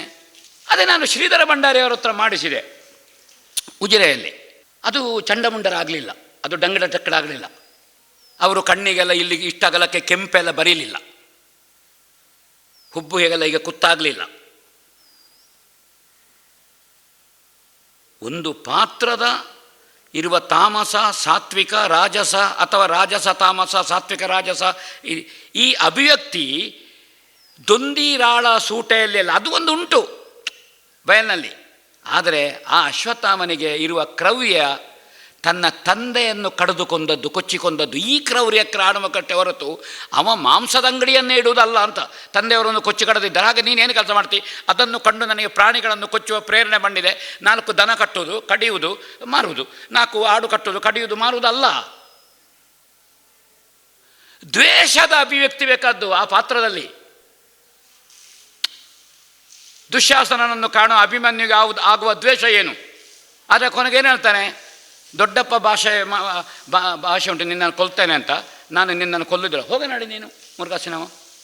ಆ ಶಬ್ದ ಹೇಳಲಿಕ್ಕೆ ಹೇಳಿದ್ದಲ್ಲ, ನಾನು ಹೇಳಿದ್ದು. ಮತ್ತೆ ಹಾಗೆ ಹೇಳಲಿಕ್ಕೆ ಉಂಟಲ್ಲ. ಅದರ ಮೊದಲೇ ಇವ ನಿನ್ನನ್ನು ಕಡಿತೇನೆ ಅಂತೇಳಿ ಮತ್ತೆ ಕೊನೆಗೆ ಹಾಗೆ ಹೇಳೋದು ಹೇಗೆ? ಅದು ಪದ್ಯದಲ್ಲಿ ಹಾಗೆ ಉಂಟು. ಸುರುವಿಗೆ ಪದ್ಯದಲ್ಲಿ ಅದಿಲ್ಲ, ಅದು ಅಲ್ಲ. ಒಂದು ಪಾತ್ರ ನಿರ್ವಹಿಸುವಾಗ ಒಟ್ಟು ಪ್ರಸಂಗದಲ್ಲಿ ಆ ಪಾತ್ರದ ಸ್ವಭಾವ, ಸ್ವರೂಪ, ಅವಕ್ಕೆ ಸಮಯ ಎಷ್ಟು ಏನು ಎನ್ನುವುದರ ಮೇಲೆ ಅವನ ನಿರ್ವಹಣೆ ಆರಂಭದಿಂದಲೇ ಹೋಗಬೇಕು. ಪೀಠಿಕೆಯಿಂದ, ಉಪೋದ್ಘಾತದಿಂದ ಪಾತ್ರವನ್ನು ಕಟ್ಟುತ್ತಾ ಹೋಗಬೇಕು. ಉಪಸಂಹಾರದಲ್ಲಿ ಆ ಪಾತ್ರ ಎಲ್ಲಿ ನಿಲ್ಲಬೇಕು, ಅದರ ಸ್ವಭಾವ ಏನು, ಆ ಪಾತ್ರದ್ದು ಅದರ ಇಂಪಾರ್ಟೆನ್ಸ್ ಏನು. ಚಕ್ರವ್ಯೂಹದ ಕರ್ಣನಿಗೆ ಇಂಪಾರ್ಟೆನ್ಸ್ ಇಲ್ಲ. ಯಾಕೆ ಇಲ್ಲ? ಕಿರೀಟ ವೇಷಕ್ಕೆ ಪಕ್ಕಡಿ ಕಟ್ಟಿ ಬಂದದ್ದು. ಕರ್ಣಪರ್ವದ ಕರ್ಣನಿಗೆ ಕಿರೀಟ ಬರೋದು. ಹಾಗಾದರೆ ಅವನಿಗೆ 2 ದಿವಸ ಮೊದಲು ಕಿರೀಟ ಇರಲಿಲ್ಲ, ಆ ಕಿರೀಟ ಎಲ್ಲಿಂದ ಬಂದದ್ದು ಅಂತ ಕೇಳಲಿಕ್ಕಿಲ್ಲ. ಯಕ್ಷಗಾನದ ಮೇಳದಲ್ಲಿ ಕಿರೀಟ ಇರೋದು 3, ಪಕ್ಕಡಿ ಇರೋದು 4, ಇದು ಲೆಕ್ಕ ಉಂಟು. ಹಾಗೆ ಎಲ್ಲರೂ ಕಿರೀಟ ಕಟ್ಟಿಕೊಂಡು ಹೋಗ್ಲಿಕ್ಕೆ ಆಗೋದಿಲ್ಲ. ಈಗ ದೇವೇಂದ್ರನ ಮಾತ್ರ ಕಿರೀಟ, ಬಲಗಳಿಗೆ ಕಿರೀಟ ಇಲ್ಲೋ ಅಂತ ಒಬ್ಬ ಕೇಳಲಿಕ್ಕಿಲ್ಲ. ಬೇಡ ಸ್ವಾಮಿ, ಆಟ ನೋಡಬೇಡ, ಬೇರೆ ಎಂತಾದರೂ ನೋಡು. ನಮ್ಮ ಮೇಳದಲ್ಲಿ ಕಿರೀಟ ಇರೋದು ಇಷ್ಟೇ 3, ಅದು ಇಂತಿಂಥವರಿಗೆ ಬೇಕು, ಉಳಿದವರು ಪಕ್ಕಡಿ ಕಟ್ಟಿ ಹೋಗೋದು. ನಕುಲ ಸಹದೇವರಿಗೆ ಹಾಗೆ ಒಂದೊಂದು ದಿವಸ 1 ವರ್ಷ ವ್ಯತ್ಯಾಸ ಮಾರ್ಯಾರೆ. ನಕುಲ ಸಹದೇವರು ಮಕ್ಕಳಲ್ಲ ಅಂತ ಕೇಳಲಿಕ್ಕಿಲ್ಲ. ಯಕ್ಷಗಾನದ ನಕುಲ ಸಹದೇವರು ಪಕ್ಕಡಿ ಕಟ್ಟಿ ಹೋಗೋದು. ಅದೇ ಆ ವೇಷಕ್ಕೆ ಸ್ವರೂಪ. ಹಾಗೆ ಆ ವೇಷಭೂಷಣದಲ್ಲಿ ಏನುಂಟು? ಬಣ್ಣದ ವೇಷ ಸಾಲ್ವ. ಯಾಗ ಭೀಷ್ಮ ವಿಜಯ ಪ್ರಸಂಗದಲ್ಲಿ ಬೇರೆ ಬಣ್ಣ ಇಲ್ಲ ಸ್ವಾಮಿ, ಒಂದನೇ ಬಣ್ಣದವ ಸಾಲ್ವ. ಆಮೇಲೆ ನಾವು ಕಿರಾತ ಏಕಲವ್ಯ ಬಣ್ಣದ ವೇಷದ ಹೋಗೋದು. ನಾವು ಯಾವ ಕಲಾ ಮಾಧ್ಯಮದಲ್ಲಿ ಇದನ್ನು ಕೊಡ್ತಾ ಇದ್ದೇವೆ ನಮ್ಮ ಪ್ರಸಂಗವನ್ನು ಎನ್ನುವುದರ ಮೇಲೆ ಆ ಕಲಾ ಮಾಧ್ಯಮದ ವೇಷಭೂಷಣ, ಬಣ್ಣಗಾರಿಕೆ, ಕಾಸ್ಟ್ಯೂಮ್ಸ್ ಯಾವುದು, ಅದನ್ನು ಯಾವ ವೇಷಕ್ಕೆ ಹೇಗೆ ಹೊಂದಿಕೊಳ್ಳಬೇಕು. ಪರಮಭಕ್ತ ತಾಮ್ರಧ್ವಜ ಕಪ್ಪು ದಗಲೆ ಇದ್ರ ವೇಷದವ ಮಾಡೋದು, ಅವನ ಪಿಂಡಿಯಲ್ಲಿ ಕಪ್ಪು ದಗಲೆ ಇರುವುದು.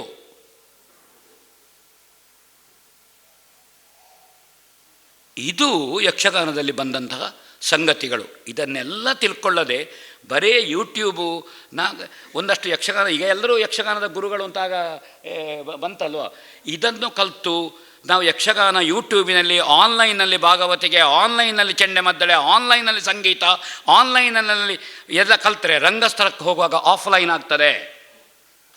ಆಫ್ಲೈನ್ನಲ್ಲಿ ಕಲ್ತರೆ ಕಲಾವಿದ ರಂಗಸ್ಥಳಕ್ಕೆ ಹೋಗುವಾಗ ಆನ್ಲೈನ್ ಆಗ್ತದೆ.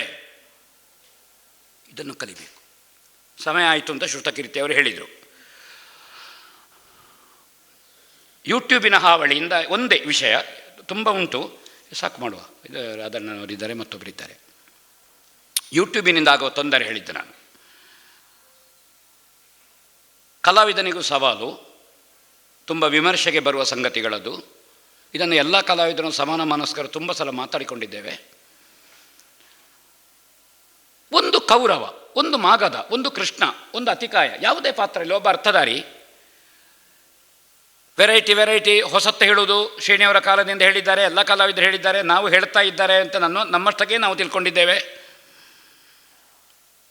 ಎಷ್ಟು ವೆರೈಟಿ ಹೇಳ್ಬೋದು ಒಂದು ಕೌರವ? ಒಂದು 5 ವೆರೈಟಿ ಬೇಡ, 10 ವೆರೈಟಿ. 11ನೇ ಕೌರವನನ್ನು ಇದರಿಂದಲೇ ಹೆಕ್ಕಿ ಹೇಳಬೇಡುವ. ಸಂತೆಯಲ್ಲಿ ಕೂತವ ಬೆಳಗ್ಗೆ 10 ರೂಪಾಯಿಗೆ 1 ತೆಂಗಿನಕಾಯಿ, ಮಧ್ಯಾಹ್ನ 5 ರೂಪಾಯಿಗೆ 1 ತೆಂಗಿನ, ಅಂದರೆ 10ಕ್ಕೆ 2, ಬೆಳಗ್ಗೆ 10ಕ್ಕೆ 1, ಸಂಜೆ ಆಗುವಾಗ 10ಕ್ಕೆ 10 ತೆಂಗಿನಕಾಯಿ ಹೊತ್ತುಕೊಂಡು ಹೋಗೋಣ ಪುನಃ. ನಾನು ಯಾಕೆ ಹೇಳ್ತೇನೆ ಅಂದರೆ, ಇದು ಸವಾಲಿದೆ. ಒಂದು ಪ್ರಸಂಗ, ಕ್ಷೇತ್ರ ಮಹಾತ್ಮೆಗಳು ಯಾವುದೇ ಕಟೀಲಿನಲ್ಲಿ ಆದರೆ ದೇವಿ ಮಹಾತ್ಮೆ, ನಮ್ಮಲ್ಲಿ ಧರ್ಮಸ್ಥಳ ಕ್ಷೇತ್ರ ಮಹಾತ್ಮೆ, ಮಂದರತಿಯಲ್ಲಿ ಮಂದರತ್ವ ಕ್ಷೇತ್ರ ಮಹಾತ್ಮೆ, ಸಹಜ. ಯಕ್ಷಗಾನ ಪ್ರೇಕ್ಷಕ ಅವರಲ್ಲಿ ಯಾರಿಂದ ಉಳ್ಕೊಳ್ಳಿಲ್ಲ. ಈ ಮಾತಿನ ಮಧ್ಯೆ ಹೇಳ್ತಾನೆ, ಯಾರು ಪ್ರಸಿದ್ಧ ಕ್ಷೇತ್ರಗಳಿಂದ ಮೇಳ ಹೊರಟು ಕ್ಷೇತ್ರ ಮಹಾತ್ಮೆ ಸೇವೆ ಮಾಡಿಸ್ತಾರೋ ಅವರಿಗೆ ಮೊದಲ ವಂದನೆ. ಅವರಿಂದ ಯಕ್ಷಗಾನ ಉಳ್ಕೊಂಡಿದೆ ಸ್ವಾಮಿ. ನಾಳೆ ಕಟೀಲು ಮೇಳದಲ್ಲಿ ದೇವಿ ಮಹಾತ್ಮೆ ಆಡಲಿಕ್ಕಿಲ್ಲ ಅಂತ ಪ್ರತಿಜ್ಞೆ ಮಾಡಿದರೆ ಸೇವಾದಾರನಿಗೆ ಬೇಕಾ ನಿಮ್ಮ ಆಟ? ಧರ್ಮಸ್ಥಳ ಕ್ಷೇತ್ರ ಮಹಾತ್ಮೆ ಆಡುವುದಿಲ್ಲ ಹೇಳಿದರೆ ಬೇಕಾ ಧರ್ಮಸ್ಥಳ ಮೇಳ? ಈ ಬಂದು ಗಲಾಟೆ ಮಾಡಿ ಗೊಂದಲ ಮಾಡಿ ನನಗೆ ಒಬ್ಬ ವೈರಲ್ ಮಾಡಿದ್ದಾನೆ ಅಂತ ನಾನು ಹೇಳುವುದಲ್ಲ. ನಾನು ಅದ ಕಾರಣ ಸಹಿಸಿಕೊಂಡೆ. ಕೂಗಲಿಕ್ಕೆ ಜನ ಇಲ್ಲ ಮನೆಯಲ್ಲಿ, ನಾನೇ ಬಾಗಿಲಾಕಿ ಕೂಗಬೇಕಷ್ಟೇ. 3 ಲಕ್ಷ ಖರ್ಚು ಮಾಡಿದ ಆ ದಿವಸದ ಸೇವಾದಾರನಿಗೆ ಏನು ಹೇಳಿದ್ರಿ 10 ಜನ? ಈ ಅಸಭ್ಯರಿಗೆ ಊಟ ಹಾಕಿ, ಇವರಿಗೆ ಕುರ್ಚಿ ಕೊಟ್ಟು ಕೂತು, ಇವನಿಗೆ ಯಕ್ಷಗಾನ ಮಾಡಿಸಿ, ಅವನಿಗೇನು ಕೊಟ್ಟರು ಇವರು? ಏನು ಕೊಟ್ಟರು? ನಂಬ್ಯಾರು ಹೇಳಿದ್ದು ಸಾವಿರ ಪ್ರೇಕ್ಷಕರಿಂದ ಉಳಿಲಿಲ್ಲ. ನಂಬ್ಯಾರೆ ಪ್ರೇಕ್ಷಕನೂ ಅಲ್ಲ. 100ರಲ್ಲಿ 90 ಜನಕ್ಕೆ ಯಕ್ಷಗಾನದ ಪ್ರಾಥಮಿಕ ನಾಲೆಜ್ ಇಲ್ಲ. ಸಂಗೀತಗಾರನಿಗೆ ಸೂಪರ್ ಹೇಳಿ ಭಾಗವತರು ಕೂತೋಳೆ, ಇವರು ಕಳೆದ ವರ್ಷ ಯಾವ ಮಾಡದಲ್ಲಿ ಕೇಳುವವನು ಪ್ರೇಕ್ಷಕನ? ಮುಳ್ಳಿನ ಕೋಲಿಟ್ಟು ಬಡಿಬೇಕು ಬಟ್ಟೆ ಒಳಗೆ. ಯಾರು ಹೇಳಿದ್ದು ಪ್ರೇಕ್ಷಕ ಅಂತ? ಅಲ್ಲ ಪ್ರೇಕ್ಷಕ. ಈ ಯೂಟ್ಯೂಬಿನ ಅರ್ಥಗಳನ್ನು ಕೇಳಿ ಅರ್ಥ ಹೇಳುವಂಥವರು ತುಂಬ ಜನ ಬಂದಿದ್ದಾರೆ. ನಾವು ಸಂತೋಷ ಪಡಬೇಕು. ಕಲೆಗೆ ತುಂಬ ಜನ ಬಂದದ್ದು, ಕಲೆಯ ನಮ್ಮ ಸಮೃದ್ಧವಾಗಿರುವ ಕ್ಷೇತ್ರದಲ್ಲಿಯೇ ಕಲೆ ಹೊರಳಾಡ್ತಾ ಉಂಟು. ಆ ಹೊರಳಾಡುವುದು ಇನ್ನೂ ಹೆಚ್ಚಾಗಿದೆ, ಹೊರಳಾಡುವವರ ಸಂಖ್ಯೆಯೂ ಹೆಚ್ಚಾಗಿದೆ. ಸಂತೋಷ ಪಡುವ. ಒಂದು ಅರ್ಥ ಕೇಳಿದೆ ಒಬ್ಬರದ್ದು, ಪೀಠಿಕೆ ಅರ್ಥ. ಒಂದು 6 ಜನ ಅರ್ಥಧಾರಿಗಳ ಅರ್ಥ ಇತ್ತು ಅವರ ಒಂದು ಸ್ವಗತದಲ್ಲಿ. ರಾಧಣ್ಣ ಒಂದು ವಾಕ್ಯ ನಿಮ್ಮದ್ದು, ಇದ್ರ ತ್ರಿಕೂಟಾಚಲ ಅಂತ ತೊಡಗಿದ್ದೀರಿ ನೀವು ರಾವಣನ ಇದರಲ್ಲಿ. ಅವರು ಅದನ್ನು ಹೇಳಿದರು ರಾವಣ ಹೇಳುವಾಗ, ತ್ರಿಕೂಟಾಚಲ ಅಂತ. ಆ ಮೇಲಿನ ವಾಕ್ಯ ಮರ್ತೋಗಿದೆ, ನೀವು ಮತ್ತೆ ಬರೆದದ್ದು ಲಂಕಾ ರಾಷ್ಟ್ರ ಅಂತ.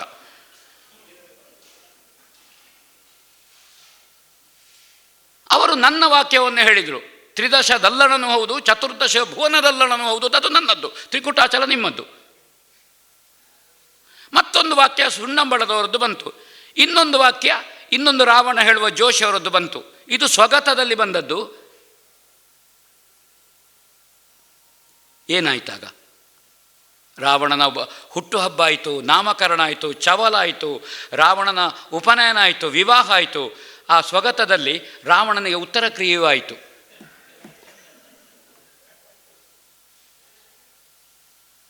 ಉತ್ತರ ಕ್ರಿಯೆ ಆಯಿತು. ಸಾಸ್ಥಾನದಲ್ಲಿ ಒಮ್ಮೆ ಒಬ್ಬರು ಪ್ರಸಿದ್ಧ ಅರ್ಥಧಾರಿಗಳು ಕೌರವ ಹೇಳಲಿಕ್ಕೆ ಬರಲಿಕ್ಕೆ ತಡ ಇತ್ತು. ಸಿದ್ಧಗಟ್ಟೆ ವಿಶ್ವನಾಥ ಶೆಟ್ಟರ ಕೃಷ್ಣ ನನ್ನ ವಿದುರ ಅವರು ಬರುವಾಗ ಲೇಟ್ ಉಂಟು ಅಂತ ಇರೋ. ಆ ಕಾಲದಲ್ಲಿ ಅವರ ಆಕರ್ಷಣೆ ಅರ್ಥಧಾರಿ. ಮಾತಾಡಿ ಮಾತಾಡಿ ಮಾತಾಡಿ ಸೊಗಸಾದ ಸಂಭಾಷಣೆ ಕಟ್ಟಿ ಬೆಳೆಸುವುದರಲ್ಲಿ ವಿಶ್ವನಾಥ ಶೆಟ್ಟರು ಒಳ್ಳೆಯ ಸಂಭಾಷಣಾ ಚತುರ, ಆಕರ್ಷಕ ಕಂಠ, ಒಳ್ಳೆ ಬೆಳೆಯಿತು. ನಮಗೂ ಖುಷಿಯಾಯಿತು. ಅದನ್ನೊಬ್ಬರು ಕೂತು ಕೇಳಿದ್ದಾರೆ ನಮ್ಮ ಸಂವಾದವನ್ನು. ಕೋಟೇಶ್ವರದಲ್ಲಿ 1 ತಿಂಗಳು ಕಳೆದು ಕೃಷ್ಣ ಸಂಧಾನ. ನನ್ನ ಕೃಷ್ಣ ಇದನ್ನು ಕೇಳಿದವರ ವಿದುರ ಅಷ್ಟು ವಿದುರನನ್ನು ಬಾಯಿಪಾಠ ಮಾಡಿ ನನ್ನ ಕೃಷ್ಣನ ಎದುರು ಹೇಳಿದರು. ಆ ದಿವಸ ಕೌರವ ಮಾಡುವವರು ಮೊದಲೇ ಬಂದು ಕೂತಿದ್ದಾರೆ. ಅವರಿಗೆ ಕೌರವ ಮತ್ತು ನನ್ನದು ಚರ್ಚೆ ಆಗಬೇಕು. ಹಿರಣ್ಯದವರ ಕೌರವ, ನನ್ನ ಕೃಷ್ಣ ಚರ್ಚೆ ಆಗಬೇಕು. ಬಸ್ ಹಿರಣ್ಯದವರು ಗಂಟೆ ನೋಡ್ತಾ ಇದ್ದಾರೆ, ವಿದುರ ನಿಲ್ಲುವುದಿಲ್ಲ. ನಾನು ಆಲೋಚನೆ, ಇದು ನಾನೇ ಹೇಳಿದ ಮಾತು, ಈ ಮನುಷ್ಯನಿಗೆ ಎಲ್ಲಿಗೆ ರೆಕಾರ್ಡ್ ಆಗಲಿಲ್ಲ. ಅವರು ಒಂದು ಶಾಲೆಯ ಪ್ರಾಧ್ಯಾಪಕ. ಹೇಗೂ ಕೌರವ ಬಂತು, ನಾವು ಚರ್ಚೆಯೂ ಇಲ್ಲಂತೆಲ್ಲ ಓಡಿಸಿತು. ಆಮೇಲೆ ಕೋಟೇಶ್ವರವರು ನನ್ನನ್ನು ಬಿಟ್ಟರು ತಾಳಮದ್ದಳೆಗೆ. ನನ್ನ ಅರ್ಥವನ್ನು ಬಾಯಿಪಾಠ ಮಾಡಿದವನಿಗೆ ಹೇಳಲಿಕ್ಕೆ ಬೇಕಾಗಿ ನಾನು ಮೌನವಾಗಿ ಕೂತ ಕಾರಣ ಕೋಟೇಶ್ವರವರು ನನ್ನನ್ನು ಬಿಟ್ಟರು. ಅಲ್ಲ, ನಾನು ಅಕ್ಕಿಕೊಂಡು ಹೋಗ್ತೇನೆ ಮನೆಗೆ, ಅದು ವಿಷಯ ಬೇರೆ, ಊಟ ಮಾಡಲಿಕ್ಕೆ. ಹಾಗೆಂತ ವಿದುರನನ್ನು ಮತ್ತೊಂದೆರಡು ತಾಳಮದ್ದಲೆಗೆ ಹೇಳಿದರು ಬೇರೆ ಅರ್ಥಕ್ಕೆ. ಆವಾಗ ಅವರಿಗೆ ಗೊತ್ತಾಯಿತು, ಕಳೆದ ಸರದ ವಿದುರ ಅಶೋಕ ಭಟ್ಟನದ್ದು ಕಂಠಪಾಠ ಮಾಡಿ ಹೇಳಿ ನಾನು ಮೌನವಾಗಿ ಯಾಕೆ ಗೊತ್ತೇ, ನಾನು ಖಂಡಿಸ್ತೇನೋ, ಆವಾಗಲೂ ನಾನು ಅಶೋಕ ಭಟ್ಟು ಜೋರು, ಎದುರಿನವನನ್ನು ಮಾತಾಡಲಿಕ್ಕೆ ಬಿಡುವುದಿಲ್ಲ ಅಂತಾಗ್ತದೆ. ಅವರು ಕೋಟೇಶ್ವರದಲ್ಲಿ ಲೆಕ್ಚರ್, ಅಲ್ಲಿಯೂ ಮೈನಸ್ಸೇ ನನಗೆ. ನಾನು ಮೌನವಾಗಿ ಕೂತು ನನಗೆ ಮೈನಸ್ಸು, ನಾನು ಮಾತಾಡಿದ್ರು ನನಗೆ ಮೈನಸ್ಸು. ಕೆಲವೊಮ್ಮೆ ಕಾಣೋದು ಮಾತಾಡದೆ ಮೈನಸ್ ಆಗೋದು. ಯಾಕೆ ಮಾತಾಡಿ ಮೈನಸ್ ಆಗುವುದಾ? ಮೈನಸ್ಸೇ. ಗಾಳಿಗೆ ತೊಟ್ಟು ಕಳಚಿ ಬೀಳುವುದಾ, ಕಲ್ಲು ಹೊಡ್ಡಿದಾಗ ಬೀಳುವುದಾ, ಅಥವಾ ಗೆಲ್ಲು ಅಲ್ಲಾಡಿಸಿದಾಗ ಬೀಳುವುದಾ, ಅದರಷ್ಟಕ್ಕೆ ಸ್ವಾಭಾವಿಕವಾಗಿ ಬೀಳುವುದಾ? ಹೇಗೆ ತೊಟ್ಟು ಕಳಚಿ ಬೀಳುವುದು?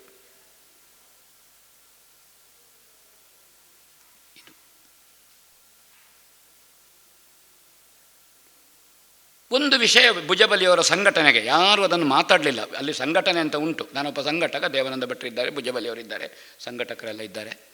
ಆ ವಿಷಯವೇ ಬರಲಿಲ್ಲ ಇವತ್ತು, ಯಾಕಂದರೆ ಸಮಯದ ಇದು ಕಾರಣ. ಆಕ್ಷೇಪ ಅಲ್ಲ ಯಾರ ಮೇಲೆಯೂ. ತುಂಬ ಕಷ್ಟದ ಕೆಲಸ. ಇಲ್ಲದಿದ್ದರೆ 80ನೇ ಇಸವಿಯಲ್ಲಿ ಸಂಧ್ಯಾ ಥಿಯೇಟ್ರಿನಲ್ಲಿ ಆಟ ಮಾಡಿ 12 ಗಂಟೆಗೆ ಸಂಘಟಕ ಓಡಿದಾಗೆ ಮಾಡಬೇಕು. ವಾಸ್ತುಸ್ವಾಮಿಗಳು ಮರುದಿವಸ ಕಾದು ಕೂತಿದ್ದಾರೆ ಆ ಸಂಘಟಕನನ್ನು. ಅವ ಎಲ್ಲಿಗೆ ಸಂಜೆ ಬರ್ತಾನೆ ಅಂತ ಕೇಳಿ ಅದೇ ಜಾಗದಲ್ಲಿ ಕಾತು ಕೂತಿದ್ದಾರೆ ವಾಸ್ತುಸ್ವಾಮಿಗಳು. ಸ್ವಾಮಿಗಳು ಅವರು ಹೇಳಿದರು, ಬೈಯಾಗಿ ಈಡೆಗೆ ಬರಂದಿಪ್ಪಾಯಿ ಅಂಚೆನ ಅಲ್ಪ ಕೊಳ್ಳುತ್ತಾನೆ ಅಂತ. 4 ಬಿಟ್ಟರು ವಾಸ್ತುಸ್ವಾಮಿಗಳು. ಹುಡುಗ ದುಡ್ಡು ದೆತ್ತೊಂಡ್ರೆ 10 ಮಂಗ ನಾನ ಮೀನಿ ಈ ಮೋಸ ಮಾಡ್ಪಾರ ಬಲ್ಲಿಂದ ನಿಕ್ಕ ಕೆಪ್ತಾಂಡೆಗೆ 4 ಬುಡ್ರ ಏನೋ ಕೊಳ್ಳುತ್ತಾನೆ. ಯಾನ ಪೋಪೆ ನಿಕ್ಕ ದೆತ್ತೊಂಡ್ರ ಬೋಡ ದುಡ್ಡು ಅಂತ ಅವರೇ ಕೇಳಿದರು. ಇದ್ದಪ್ಪ ಅವರು ಕೂತದ್ದಮ್ಮ ಬೇರೆ ಎಲ್ಲಿಗೂ ಬರಲಿಕ್ಕಿಲ್ಲ, ಅಲ್ಲಿಗೆ ಬಾರದೇ ಇರಲಿಕ್ಕಿಲ್ಲ ಅಂತ. 80ನೇ ಇಸವಿ, ನಾನು ಉಜಿರೆಗೆ ಹೋದ ವರ್ಷ. ಸಂಘಟಕರು ತುಂಬ ಆಲೋಚನೆ ಮಾಡಬೇಕಾದ ಸಂಗತಿ ಇದೆ. ಈಗ ಒಂದು ಕಾಲದಲ್ಲಿ ಕಲಾವಿದರ ಹತ್ರವೇ ಹೋಗಿ ಮಾತಾಡೋದು ಒಂದು ತಾಳಮದ್ದಲೆಯಲ್ಲಿ ಗುಟ್ಟಿನಲ್ಲಿ, ಅಂದರೆ ತುಂಬ ಅವನಿಗೆ ಇಂಥವನಿಗೆ ಹೇಳಬೇಕು ಅಂತ ಇರ್ತದೆ. ಒಬ್ಬ ಕಲಾವಿದರ ಹತ್ರ ಮಾತಾಡುವಾಗ ಮತ್ತೊಬ್ಬರು ಹೀಗೆ ಮುಖ ಗಮನಿಸೋದು ಸ್ವಾಭಾವಿಕ. ಈಗ ಹಾಗಲ್ಲ, ಸಂಘಟಕನಿಗೆ ಇದುಂಟು, ತುಂಬ ಬ್ಯಾಲೆನ್ಸ್ ಆಗಬೇಕು ಸಂಘಟಕ. ಕಲಾವಲಯ ವಿಸ್ತಾರ ಉಂಟು, ಯಾರನ್ನು ಬಳಸೋದು ಇದು ಅಂತ. ನನ್ನ ಒಂದು ಕಲ್ಪನೆ, ಹಿರಿಯ ಕಲಾವಿದರು, ವರ್ತಮಾನದಲ್ಲಿ ಪ್ರಸಿದ್ಧರಾಗಿರುವ ಚಾಲ್ತಿಯಲ್ಲಿರುವ ಕಲಾವಿದರು, ಆ ಮೇಲಿನ 3 ವರ್ಗದ ಕಲಾವಿದರು, ಅದರಲ್ಲಿ ನಾವು ಎಲ್ಲಿ ತಾಳಮದ್ದಲೆ ಮಾಡ್ತೇವೆ ಅಲ್ಲಿಯ ಸ್ಥಳೀಯ ಕಲಾವಿದರನ್ನು ಬಳಸಬೇಕು. ಒಂದು, ನಾವು ಸಾಧಾರಣ ಆದಷ್ಟು ಹೆಚ್ಚಿನ ಕಲಾವಿದರಿಗೆ ಕಾರ್ಯಕ್ರಮವನ್ನು ಕರೀಲಿಕ್ಕೆ ಆಲೋಚನೆ ಮಾಡಬೇಕು, ಅದು ಮುಖ್ಯ. ನನ್ನ ಸಂಘಟನೆಯಲ್ಲಿ ಇರುವ 4 ಕಲಾವಿದರು ಯಾವಾಗಲೂ ಅಲ್ಲ. ಅವಾಗ ಏನು ಮಾಡಬೇಕು, ನಾನು 2 ತಾಳಮದ್ದಲೆ ಸಂಘಟನೆ ಮಾಡ್ತೇನೆ. ಈ ತಾಳಮದ್ದಲೆಗೆ ಒಂದು 4 ಕಲಾವಿದರು, ಇನ್ನಿನ ತಾಳಮದ್ದಲೆಗೆ ಇನ್ನೊಂದು 4 ಕಲಾವಿದರು. 2 ಆಯ್ಕೆ ಇದೆ. ಒಂದು, ನಮಗೆ ಹೇಳಿದವರು ಪ್ರಸಂಗ ಕೊಟ್ಟರೆ ಆ ಪ್ರಸಂಗದ ಪಾತ್ರಕ್ಕೆ ಯಾರ್ಯಾರನ್ನು ಜೊತೆ ಹಾಕಿದರೆ ಒಳ್ಳೆಯದಾಗಬಹುದು ಎನ್ನುವುದರ ಮೇಲೆ. ಇನ್ನೊಂದು, ನನಗೆ ಇಂಥ ಕಲಾವಿದರು ಬೇಕು, ಆವಾಗ ಆ ಕಲಾವಿದರಿಂದ ಯಾವ ಪ್ರಸಂಗವನ್ನು ಒಳ್ಳೆಯದು ಮಾಡೋದು. ಎಲ್ಲದು ಒಳ್ಳೆಯದಲ್ಲ, ನಮ್ಗೆ ಗೊತ್ತಿರಬೇಕು.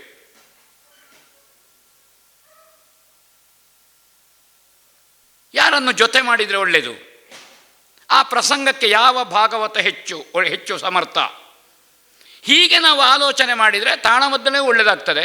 ಆವಾಗ ಪಾರ್ಶಾಲಿಟಿ, ಒಂದು ಗುಂಪುಗಾರಿಕೆ ಇದೆಲ್ಲ ಆಗೋದಿಲ್ಲ. ಆ ರೀತಿ ಬಳಸಬೇಕು ಕಲಾವಿದರನ್ನು ಬಳಸುವಾಗ. ಅವರ ಸಾಮರ್ಥ್ಯ ಕಂಡು ಕೊಡುವಂಥದ್ದು, ಅರ್ಥಗಳನ್ನು ಬದಲಾಯಿಸಿ, ಅಂದರೆ ಕರ್ಣ ಅರ್ಜುನ 2 ಹೇಳುವವರು ಇರ್ತಾರೆ, ರಾಮ ಹೇಳುವವರು ಇರ್ತಾರೆ, ವಾಲಿರಾಮ ಹೇಳುವವರು ಇರ್ತಾರೆ, ಬದಲಾಯಿಸಿಕೊಳ್ಳುವಂತಹದ್ದು, ಇದು ನಮಗೆ ಆಯ್ಕೆ ಇರಬೇಕು. ಅಥವಾ ಒಬ್ಬ ಸಂಘಟಕ, ನನಗೆ ಇಂತಿಂಥ ಕಲಾವಿದರೇ ಬೇಕು, ನನ್ನ ಕ್ರಮೆಗೆ ಅವರ ಫೋನ್ ನಂಬರ್ ಕೊಡ್ತೇನೆ, ನೀವೇ ಮಾಡಿ, ನನಗೆ ಅವಕಾಶ ಇದ್ದರೆ ಕರೀರಿ. ಒಂದು ಕಡೆಯಲ್ಲಿ ಎಲ್ಲ ಸಂಘಟನೆ ಮಾಡಿ ಅರ್ಥ ಕೊಟ್ಟು ನನಗೆ ಅರ್ಥ ಇಲ್ಲ. ಯಾರ್ಯಾರಿಗೆ ಎಷ್ಟೆಷ್ಟು ಕೊಡಬೇಕು ಅಂತಲೂ ಕೇಳಿದರು, ಆ ಲೀಸ್ಟಲ್ಲಿಯೂ ನನ್ನ ಹೆಸರು ಇಲ್ಲ. ಮತ್ತು ಆ ದಿವಸ ಫೋನ್ ಮಾಡಿದರು, ಈ ಏತು ಬರ್ಬಾರಂತ. ನಾನು ಅಪ್ಪನ ಶ್ರಾದ್ದಕ್ಕೆ ಕ್ಷಣವಿಗೆ ಕೂತ್ಕೊಳ್ಳೋದೆಲ್ಲ ನಿಲ್ಲಿಸಿದ್ದೇನೆ ಅಂತ, ನನ್ನ ಹೆಸರಿಲ್ಲ. ಇನ್ನೊಂದು ಕಡೆಯಲ್ಲಿ ಅರ್ಥ ಹಂಚಿ ಸುಧನ್ವ ಕಾಳಗ ಪ್ರಸಂಗ, ಕೊನೆಗೆ ನನಗೆ ಶಂಕಲಿಖಿತರು ಉಳಿಯಿತು. ನಾನು ಆವಾಗಲೇ ಪ್ರಸಿದ್ಧ 1ನೇ ಸಾಲಿನ ಸಮರ್ಥ. ಒಂದು ಸುಧನ್ವಾದರೆ ಸುಧನ್ವ ಹೇಳುವ ಸಾಮರ್ಥ್ಯ ಉಳ್ಳವನೇ, ಅಹಂಕಾರದಿಂದ ಹೇಳುವುದಿಲ್ಲ. ಅರ್ಜುನನು ಹೇಳುವ ಸಾಮರ್ಥ್ಯ ಉಳ್ಳವನೇ. ನನಗೆ ಕೊನೆಗೆ ಶಂಕಲಿಖಿತರ ಅರ್ಥ ಉಳಿಯಿತು, ಶಂಕಲಿಖಿತರದ್ದು ಅಥವಾ ಇದು ಮಂತ್ರಿಯದ್ದು ಅರ್ಥ ಉಳಿಯಿತು. ನಾನು ಅವರಿಗೆಲ್ಲ ಲೀಸ್ಟ್ ಮಾಡಿ ಸ್ವಾಗತ ಮಾಡಿ, ನಾನು ಮತ್ತೆ ಸುರತ್ಕಲ್ಲಿನಿಂದ ಬಸ್ಸು ಹತ್ತಿ ಉಜಿರೆಗೆ ಹೊರಟೆ. ಕವರು ತಂದರು, ಎಂತ ಲೆಕ್ಕದ್ದು ಹೇಳಿದರು. ನಾನು ಮನೆಯಿಂದ ಹೊರಡುವಾಗ ವಾಪಸ್ಸು ಮನೆಗೆ ಬರುವಷ್ಟು ಖರ್ಚಿಗೆ ಕಿಸೆಯಲ್ಲಿ ದುಡ್ಡು ಇಟ್ಟುಕೊಳ್ಳಲಿಕ್ಕೆ ಸಾಧ್ಯ ಇದ್ದೆ ಮಾತ್ರ ಮನೆ ಹೊರಡೋದು. ಇನ್ನೊಬ್ಬ ಟಿಕೆಟ್ ತೆಗಿತಾನೆ ಅಂತ ನಾನು ಆಲೋಚನೆ ಮಾಡಿಕೊಂಡು ಮನೆ ಹೊರಡುವ ಕ್ರಮ ಇಲ್ಲ. ನಾನು ಸಣ್ಣದಿರುವಾಗ ಬುದ್ಧಿ ನೆನಪಾಗ ಅಪ್ಪ ಅದನ್ನೇ ಕಲಿಸಿದ್ದಾರೆ ಹೇಳಿದೆ. ನನಗೆ ಅರ್ಥ ಇಲ್ಲ, ಈ ದುರುಪಯೋಗವು ಸಂಘಟಕನದ್ದಾಗ್ತದೆ ಅಂತ. ನಾನು ಅದಕ್ಕೆ ಸಂಘಟಕರು ನನ್ನ ಸ್ವಾತಂತ್ರ್ಯ ಇಡ್ತೇನೆ. ಎಲ್ಲ ನೀವು ಹೇಳುವುದಿದ್ರೆ ನಾನು ಯಾಕೆ, ನನಗೆ ಸ್ವಾತಂತ್ರ್ಯ. ನಿಮಗೆ ಒಳ್ಳೆಯ ತಾಳಮದ್ದಲೆ ಕೊಡುವುದು ನನ್ನದ್ದು. ತಾಳಮದ್ದಲೆ ಒಳ್ಳೆಯದಾಗದಿದ್ದರೆ ಸಂಭಾವನೆ ಕೊಡಬೇಡಿ, ತಾಳಮದ್ದಲೆ ಕೊಡ್ತೇನೆ. 1-2 ಹೆಸರು ಹೇಳಿ, ಎಲ್ಲರೂ ಅವರು ಇದಾಗಬೇಕು, ಅವರಿಗೆ ಇದಾಗಬೇಕು, ಇದು ಇವರಿಗಾಗಬೇಕು, ಇವರಿವರು ತಾಗಬೇಕು. ಅದು ನೀವು ಮಾಡಿಸಿ. 4 ಕೋಳಿಯೂ ತನ್ನಿ ಒಟ್ಟಿಗೆ ತಾಗಿಸಲಿಕ್ಕೆ, ಗಾಳಿ ಹಾಕಲಿಕ್ಕೆ ಜನವೂ ಇಲ್ಲಿ, ನೀರಿಡಲಿಕ್ಕೂ ಇಲ್ಲಿ, ಮತ್ತು ಹೊಲಿಲಿಕ್ಕೂ ದಬ್ಬಣ ಇದು ಬೇಕು, ಕಟ್ಟಲಿಕ್ಕೆ ಬಾಳು. ತುಂಬ ಕೆಲಸ ಉಂಟು. ಸಂಘಟಕ ದುಡ್ಡು ಮಾಡಿದ, ಸಂಘಟಕ ಇದು ಕವರಿನಿಂದ ದುಡ್ಡು ತೆಗೆದ, ಇದೆಲ್ಲ ತುಂಬ ಉಂಟು. ಸಂಘಟಕನಿಗೆ ಬೇರೆ ಎಂಥ ಕೆಲಸ ಇಲ್ಲ, ಅವನಿಗೆ ಅದೇ ಕೆಲಸ, ದುಡ್ಡು ತೆಗೆಯುವುದು, ದುಡ್ಡು ಹಾಕುವುದು, ಅಲ್ಲೋದೇ ಬೇರೆ ಅವನಿಗೆ ಬೇರೆ ಎಂಥ ಕೆಲಸ ಇಲ್ಲ. ಸಂಘಟಕ ಅದೇ ಮಾಡಿಕೊಂಡು ಕಷ್ಟ ಉಂಟು ಸ್ವಾಮಿ, ನೀವೇ ಮಾಡಿ. ಅಲ್ಲ, ನಮ್ಮಿಂದ ಆಗೋದಿಲ್ಲ. ತುಂಬ ಸಹ ಉಂಟು. ಮೈಕ ಸಂಘಟಕ ಅದನ್ನು ಹೋಗಬೇಕು, ಅವರು ಯಾವ ಮೈಕ್ ಹೇಳಿದ್ದಾರೆ ಅಂತ ಗೊತ್ತಿರುವುದಿಲ್ಲ. ಸಂಘಟಕ ಇದನ್ನೆಲ್ಲ ನೋಡಿಕೊಳ್ಳುವ. ತಾಳಮದ್ದಲೆಯ ಸ್ಟೇಜು ಹೇಗುಂಟು, ಕೂತುಕೊಳ್ಳಲಿಕ್ಕೆ ಸಿಂಗಲ್ ಬೆಂಚ, ಕಾಲು ಮಾಡಿಸ್ಲಿಕ್ಕೆ ಆಗೋದಿಲ್ಲ. ಭಾರಿ ಖುಷಿಯಿಂದ ನಮಗೆ ಇದಾಗ್ತಾರೆ, ದೊಡ್ಡ ಎಂಥದ್ದು ಹೇಳೋದು, ಅರಸರೆಲ್ಲ ಕೂತ್ಕೊಳ್ಳುವ ಹಾಕ್ತಾರೆ. ದೇಹದಲ್ಲಿ ಈ ಶರೀರದ ಭಾರ ಹೆಚ್ಚು. ನಾವು ಕಾಲು ಮಡಚಿಕೊಳ್ಳುವಾಗ ಇಡೀ ದೇಹದ ಭಾಗ ಪೃಷ್ಠಕ್ಕೆ ಬೀಳುವುದು. ಆಗ ನಾವು ಹೊಂಡದಲ್ಲಿ ಕೂತಾಗ ಆಗೋದು. ಹೀಗೆ 5 ನಿಮಿಷ ಆಗ ಸೊಂಟ ನೋವಿನಲ್ಲಿ ತಡೆಯುವುದಿಲ್ಲ. ಈ ದಿವಾನ ಇದು ಹತ್ತಿಯ ಹಾಸಿಗೆ ಮತ್ತು ಸ್ಪಂಜಿನ ಇದೆಲ್ಲ ಹಾಕಬೇಡಿ, ಕೂತ್ಕೊಳ್ಳಿಕ್ಕೆ ಆಗೋದಿಲ್ಲ ಸ್ವಾಮಿ. ಇದು ಹೀಗಾಗಿ ಸೊಂಟ ಬೇನೆಯಲ್ಲಿ ಮತ್ತು ಕಾಲು ಹೀಗೆ ಮಾಡೋದೊಮ್ಮೆ ಹೀಗೆ ಮಾಡೋದು, ಹೀಗೆ ಪದ್ಯ ಯಾವುದು ಹೇಳಿದ್ದೇವೆ, ಅರ್ಥ ಹೇಳಿದ್ದೇವೆ ಅಂತ ನಮಗೆ ಕೊನೆಗೆ ಗೊತ್ತಾಗೋದಿಲ್ಲ. ಕಾಲ ಆಚೆ ಈಚೆ ಆಯಿತಾ ಒಂದು. ಅದು ನಮಗೆ ಆರಾಮ, ಸಂಭ್ರಮ ಬೇಡ. ಒಂದು ಮಂಚ, ಅದಕ್ಕೊಂದು ಬಟ್ಟೆ, ಜಮಖಾನ, ಚಾಪೆ, ಮುಗೀತು. ಆಚೆ ದಿಂಬು ಈಚೆ ದಿಂಬು, ಸೌಕರ್ಯದಲ್ಲೇ ಮುಗೀತು. ಅತ್ಯಂತ ಹೆಚ್ಚು ಸೌಕರ್ಯ ಕೊಟ್ಟರೆ ಆ ದಿವಸ ತಾಳವತ್ತರೆ ಅಪರದಂಡ. ಕಂಡವಟ್ಟೆ ಹಾಲು ಹಾಕಿ ಬಾರಿ ಒಳ್ಳೆ ಚಾಲ ಕೊಡಬಾರದು ಕಲಾವಿದರಿಗೆ. ಸ್ವಲ್ಪ ಕಹಿ ಎಲ್ಲ ಬೇಕು, ಅವನ ಕಹಿ ಬಿಡಬೇಕದಲ್ಲಿ.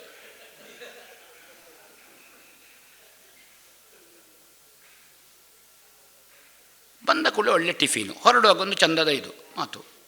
ಆತಿಥ್ಯದ ಭಾಗವು ಕಡಿಮೆ ಆಗಿದೆ ತಾಳಮದ್ದಲೆಯಲ್ಲಿ. ನಾವು ತುಂಬ ಹಿಂದೆ ಇದೆ ಅಲ್ಲವರು, ಅದನ್ನು ಕಡಿಮೆ ಆಗಿದೆ. ಕೊನೆಗೆ ನಾವು ಓಡುವ ಅವಸರದಲ್ಲಿರ್ತೇವೆ, ಶುರುವಿಗೆ ಮತ್ತೆ ಕೊಡೋದು ಅಂತಿರ್ತೇವೆ.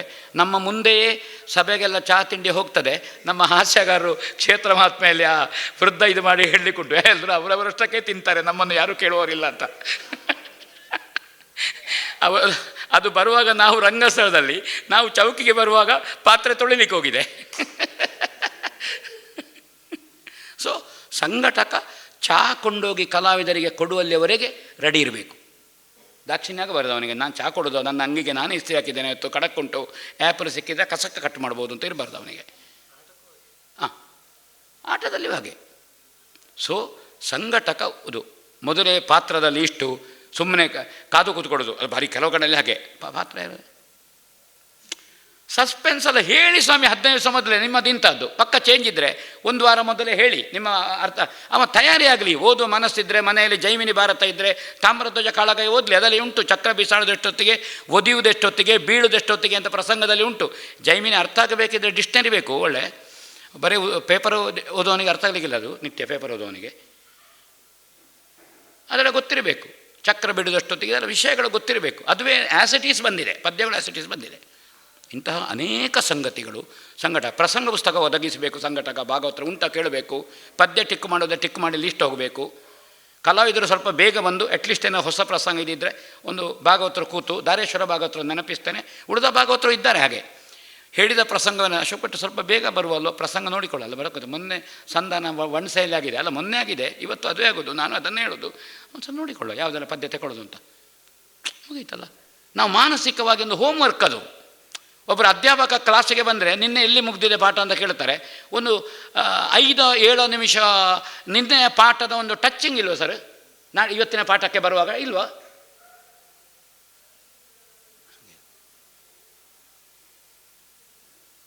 ಹಾಗಾದ್ರೆ ಅತ್ಯಂತ ಸುಲಭ, ಅತ್ಯಂತ ಸರಳ, ಏನೂ ಗೊತ್ತಿಲ್ಲ ಅಂತಲೂ ಗೊತ್ತಿಲ್ಲದೆ ಈ ರಂಗಕ್ಕೆ ದಯವಿಟ್ಟು ಬರಬೇಡಿ.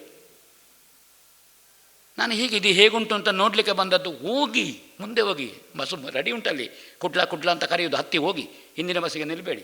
ಮತ್ತಿನವರಾದ ಆರಾಮ ಕೂತ್ಕೊಳ್ಳಿ, ಜನ ಕಡಿಮೆ ಆದರೂ ತೊಂದರೆ ಇಲ್ಲ. ಇದನ್ನು ಮಾಡಬೇಕು. ಪ್ರತಿ ದಿವಸ ಮಾತಾಡಬೇಕು.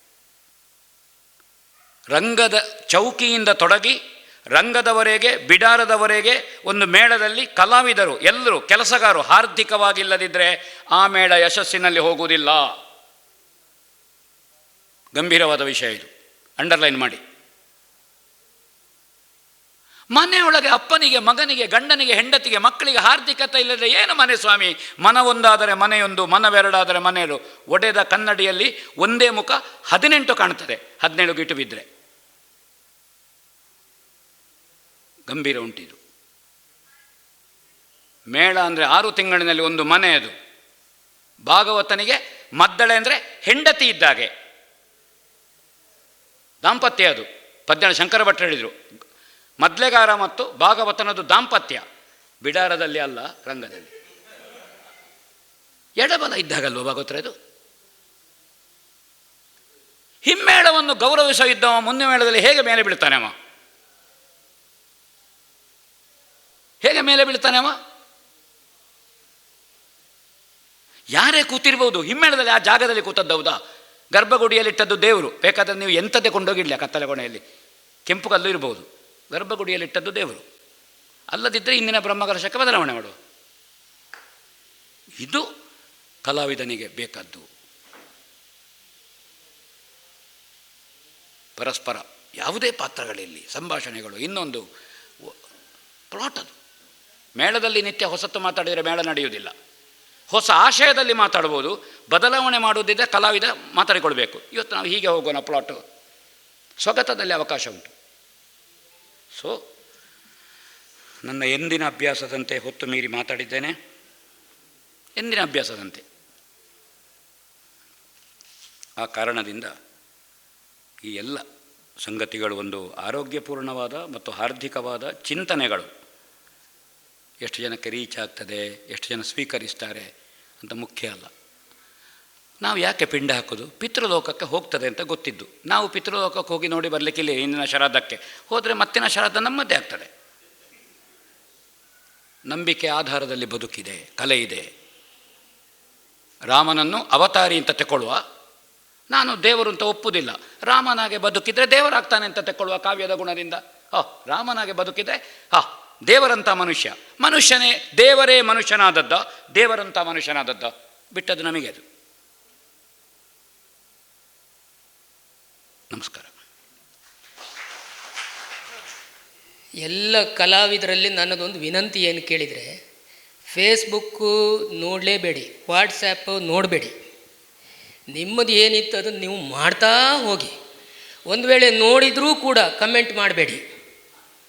ಒಳ್ಳೆಯದು ಕಮೆಂಟ್ ಮಾಡೋದು ಬೇಡ, ಕೆಟ್ಟದ್ದನ್ನು ಕಮೆಂಟ್ ಮಾಡೋದು ಬೇಡ. ನೋಡದೇ ಇದ್ದವರು ಹಾಗೆ ಇದ್ದುಬಿಡಿ, ಅದೇ ಒಳ್ಳೆಯದು.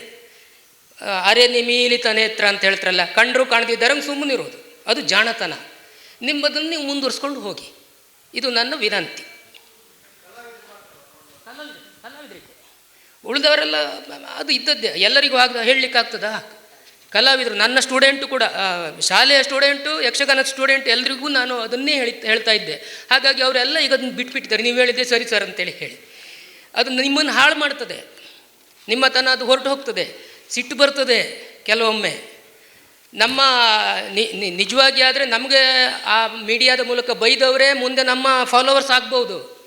ಆದ್ದರಿಂದ ಈಗಲೇ ಯಾಕೆ ಹಾಳು ಮಾಡ್ಕೊಳ್ಬೇಕು? ಅದರಿಂದ ನೋಡಬೇಡಿ, ಕಮೆಂಟೂ ಮಾಡಬೇಡಿ, ನೋಡಿದರೂ ನೋಡಿದವರಾಗಿದ್ಬೇಡಿ, ಅಷ್ಟೇ ನನ್ನ ವಿನಂತಿ ಇದು. ಧನ್ಯವಾದಗಳು ಹರಿಕೃಷ್ಣ ಹೊಳ್ರಿಗೆ. ಒಬ್ಬ ಕಲಾವಿದನಿಗೆ ಬದುಕಿನ ಸೋಲಿರ್ಬೋದು, ಆರ್ಥಿಕ ಸೋಲಿರ್ಬೋದು, ರಂಗಸ್ಥಳದ ಸೋಲಿರ್ಬೋದು, ಕಿರೀಟ ಜಾರಿದ್ದಿರ್ಬೋದು, ಅಥವಾ ನನ್ನದೇ ಶಿಳ್ಳೆಯ ಪ್ರಕರಣ ಇರಬಹುದು.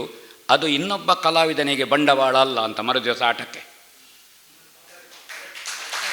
ಅವನಷ್ಟು ಮಹಾಮೂರ್ಖ ಈ ಜಗತ್ತಿನಲ್ಲಿಲ್ಲ. ಅವನಿಗೆ ಬದುಕಲಿಕ್ಕೆ ಹಕ್ಕಿಲ್ಲ ಈ ನೆಲದಲ್ಲಿ. ನಾನು ನನಗೆ ಅಂತ ಹೇಳಿದ್ದಲ್ಲ, ಯಾರಿಗೆ ಇರ್ಬೋದು ಅಲ್ಲ. ಆ ಮಟ್ಟಕ್ಕೂ ಕಲಾವಿದನ ಹತ್ರ ಒಂದು ಸಹೃದಯತೆ. ನಾವು ಒಂದೇ ರಂಗಭೂಮಿಯಲ್ಲಿದ್ದೇವೆ, ಒಂದು ಚೆರಿಗೆಯಲ್ಲಿ, ಅದು ಬೇರೆ ಬೇರೆ ಮೇಳದಲ್ಲಿ ಬೇರೆ ಬೇರೆ ಚೆರಿಗೆ ಇರ್ಬೋದು. ಯಕ್ಷಗಾನದ ಅನ್ನ ಊಟ ಮಾಡ್ತಾನೆ ಅಂತ ಕಲಾವಿದನಿಗೆ ಪ್ರಜ್ಞೆ ಇಲ್ಲ ಅಂತಾದರೆ ಅವನನ್ನು ಒದ್ದು ಹೊರಗಾಕಬೇಡ ಈ ಕ್ಷೇತ್ರದಿಂದ. ಒಬ್ಬ ಕಲಾವಿದ ಹೇಳೋದು, ಚಪ್ಪಾಳೆ ಬೇಡ ಹೇಳಿದವ 3 ಕಾಸಿನವ ಅಂತ ಹೇಳ್ತಾನೆ ಮಾರೆ, 6 ಕಾಸಿನ ಕಲಾವಿದ. ಹೌದಾ? ನೋವಿನಿಂದ ಹೇಳುವುದಿಲ್ಲ, ಸ್ವಲ್ಪ ವೀರರಸದಲ್ಲಿ ಹೇಳ್ತೇನೆ. ಇದು ಹೇಳಲಿಕ್ಕೆ ವೇದಿಕೆ ಅಂತ ಗೊತ್ತಿಲ್ಲ, ನನಗೆ ಇವತ್ತು ವೇದಿಕೆ ಸಿಕ್ಕಿದೆ. ಇಲ್ಲದಿದ್ದರೆ ಕಹಳೆಯಲ್ಲಿ ಹೇಳ್ತೇನೆ. ಮೊನ್ನೆ ಹೇಳಿದ್ದೇನೆ. ಏನು ಆಲೋಚನೆ ಮಾಡ್ತಾರೆ ಇವರು? ಸಹೃದಯತೆ ಬೇಡವಾ? ಒಬ್ಬ ಕಲಾವಿದ ಬದುಕಿನಲ್ಲಿ ಏನೋ ಸೋತಿದ್ದಾನ, ರಂಗಸ್ಥಳದಲ್ಲಿ ಸಂಭಾಷಣೆಗೆ ವಿಷಯ ಇರ್ಬೋದು. ಸೋಲು ಎಲ್ಲರಿಗಿಲ್ವ ಸ್ವಾಮಿ? ಸಾವು ಎಲ್ಲರಿಗಿಲ್ವ? ಆ ಕಲಾವಿದ ಕೊಟ್ಟದ್ದು ಒಂದು ವೇಷದಲ್ಲಿ ಕಲಾವಿದ ಸೋತಿದ್ದಾನೆ, ಯಾರೇ ಇರಲಿ. ಆ ಕಲಾವಿದ ಒಂದು 30 ತಿರುಗಾಟದಲ್ಲಿ ಕೊಟ್ಟದಿಲ್ವ ಭಾಗವತರೆ? ಅದಕ್ಕೆ ಏನು ಪ್ರತಿಕ್ರಿಯೆ ಮಾಡಿದ್ರಿ? 28 ವರ್ಷದಿಂದ ಪ್ರತಿಷ್ಠಾನ ಮಾಡಿದ್ದೇನೆ ಮಾರ್ಯಾರೆ, ವರ್ಷಕ್ಕೆ 3 ಸಪ್ತಾಹ ಮಾಡ್ತೇನೆ. ಏನು ನನ್ನನ್ನು ಉಲ್ಲೇಖ ಮಾಡಬೇಕು ಹೇಳಿದ್ದಲ್ಲ, ಅದನ್ನು ಹೇಳಿ. ದಾನಿಗಳ ಹತ್ರ ಹೋಗಿ ನಿಲ್ಲಿಲ್ವ? ಕೈ ಚಾಚಿ ಬೆನ್ನು ತಗ್ಗಿಸಿ ವಿಶ್ವಾಸ ಉಳಿಸಲಿಲ್ವ? ಈ ಮನುಷ್ಯನಿಗೆ ದುಡ್ಡು ಕೊಟ್ಟರೆ ಯಕ್ಷಗಾನಕ್ಕೆ ವಿನಿಯೋಗ ಆಗ್ತದೆ ಅಂತ. ಈ ಸಿರಿಬಾಗಿಲಿನ ಮೂಲೆಯಲ್ಲಿ ಮೈಯರು ತಪಸ್ಸು ಮಾಡೋದಿಲ್ಲ? ನಿತ್ಯ ಮೇಳದಿಂದ ಒಂದು 150 ಕಿಲೋಮೀಟರಿಂದ ಬಂದು ಇಲ್ಲಿ ಮಕ್ಕಳಿಗೆ ಹೆಂಡತಿಗೆ ಮುಖ ತೋರಿಸದೆ ಪುನಃ 150 ಕಿಲೋಮೀಟರ್ ಒಳಗ ಮೈಯರಿಗೇನು? ಮೈಯರಿಗೆ ಸ್ವಲ್ಪ ಸ್ವರ ಹಿಂದೆಯೋ, ಅವರಿಗೆ ಸ್ವರ ಹಿಂದೆ ಅವರು ರಾವಣ ಮಾಡಿ ಬಣ್ಣದ ವೇಷ ಅಲ್ಲ ಅವ್ರದ್ದು ಭಾಗವತಿಗೆ, ಅಥವಾ ದನ ಮೇಯಿಸಲಿಕ್ಕೆ ಹಟ್ಟಿಯಿಂದ ಬಿಡುವುದು ಅಲ್ಲ, ರಂಗಭೂಮಿ ಅದು. ಇದನ್ನು ಈ ಸಹೃದಯತೆಯು ಬೇಕು ಅಂತ ಈ ರಂಗಭೂಮಿಯ ಒಳಗೆ. ಎಲ್ಲ ದಿವಸವೂ ಎಲ್ಲ ಒಳ್ಳೆಯದಲ್ಲ. ಎಲ್ಲ ದಿವಸ ಒಂದೇ ಲೆಕ್ಕ ಇರೋದು ಗಡೈಗಲ್ಲು. ಬಸ್ಸಿನಲ್ಲಿ ಹೋಗುವ ಕಾಣ್ತದೆ, ಅದೊಂದೇ ಲೆಕ್ಕ ಇರ್ತದೆ. ಸ್ವಲ್ಪ ಗುರುವಾಯನಕ್ಕೆ ಹೋಗೋದು ಸಣ್ಣದು ಕಾಣ್ತದೆ, ಅದು ಬೆಳ್ತಂಗಡಿಗೆ ಬರೋ ದೊಡ್ಡದು ಕಾಣ್ತದೆ ಅಷ್ಟೇ. ಗಡೈಗಲ್ಲು ಒಂದೇ ಲೆಕ್ಕ ಇರ್ತದೆ, ಬೇರೆ ಎಂಥ ವ್ಯತ್ಯಾಸ ಆಗೋದಿಲ್ಲ. ಉಳಿದದ್ದೆಲ್ಲ ವ್ಯತ್ಯಾಸ ಆಗ್ತದೆ. ಸಹೃದಯವೇ. ಇನ್ನೊಂದು ರಂಗಭೂಮಿ, ಸಂಗೀತವೋ, ಭರತನಾಟ್ಯವೋ, ಕೂಚುಪುಡಿಯೋ, ಮತ್ತೊಂದೋ ಗೌರವಿಸುವ, ಇನ್ನೊಂದು ಕಲೆಯನ್ನು ಗೌರವಿಸಲಿಕ್ಕೆ ಕಲಿಯುವ ಮಾರ್ಯಾರೆ. ನಾವು ಕೇಳಬೇಕು ಅಂತ ಇಲ್ಲ ಹೋಗಿ ಸಂಗೀತ ಅಕ್ಕಲೆ ನಿಂಚಿನ ಪೇ ಪಂಡದು ನಿನ್ನ ಪೂವತ್ತ ಆಯನ ಪೇ ಅತ್ತಂತೆ. ಗೌರವಿಸಲಿಕ್ಕೆ ಕಲಿಯುವ ಮಾರ್ಯಾರೆ. ನನಗೆ ಒಂದು ತಾಳಮದ್ದಲೆಯ ತಂಡ ಬೆಂಗಳೂರಿಗೆ ಹೋಗೋ ಒಂದು ಭರತನಾಟ್ಯದ ವಿದ್ವತ್ತಿನವರ ಮಕ್ಕಳು ನೆಲದಲ್ಲಿ ಕೂತಿದ್ದಾರೆ 2 ಗಂಟೆ ಭರತಾಗಮನಕ್ಕೆ. ಒಂದು ಶಬ್ದ ಹೇಳಿಲ್ಲ. ಮೂತ್ರ ಬರುವ ಮಗು ಮೂತ್ರ ಕಟ್ಟು ಬೀಗಾಗಿದೆ, ಹೇಳಲಿಲ್ಲ.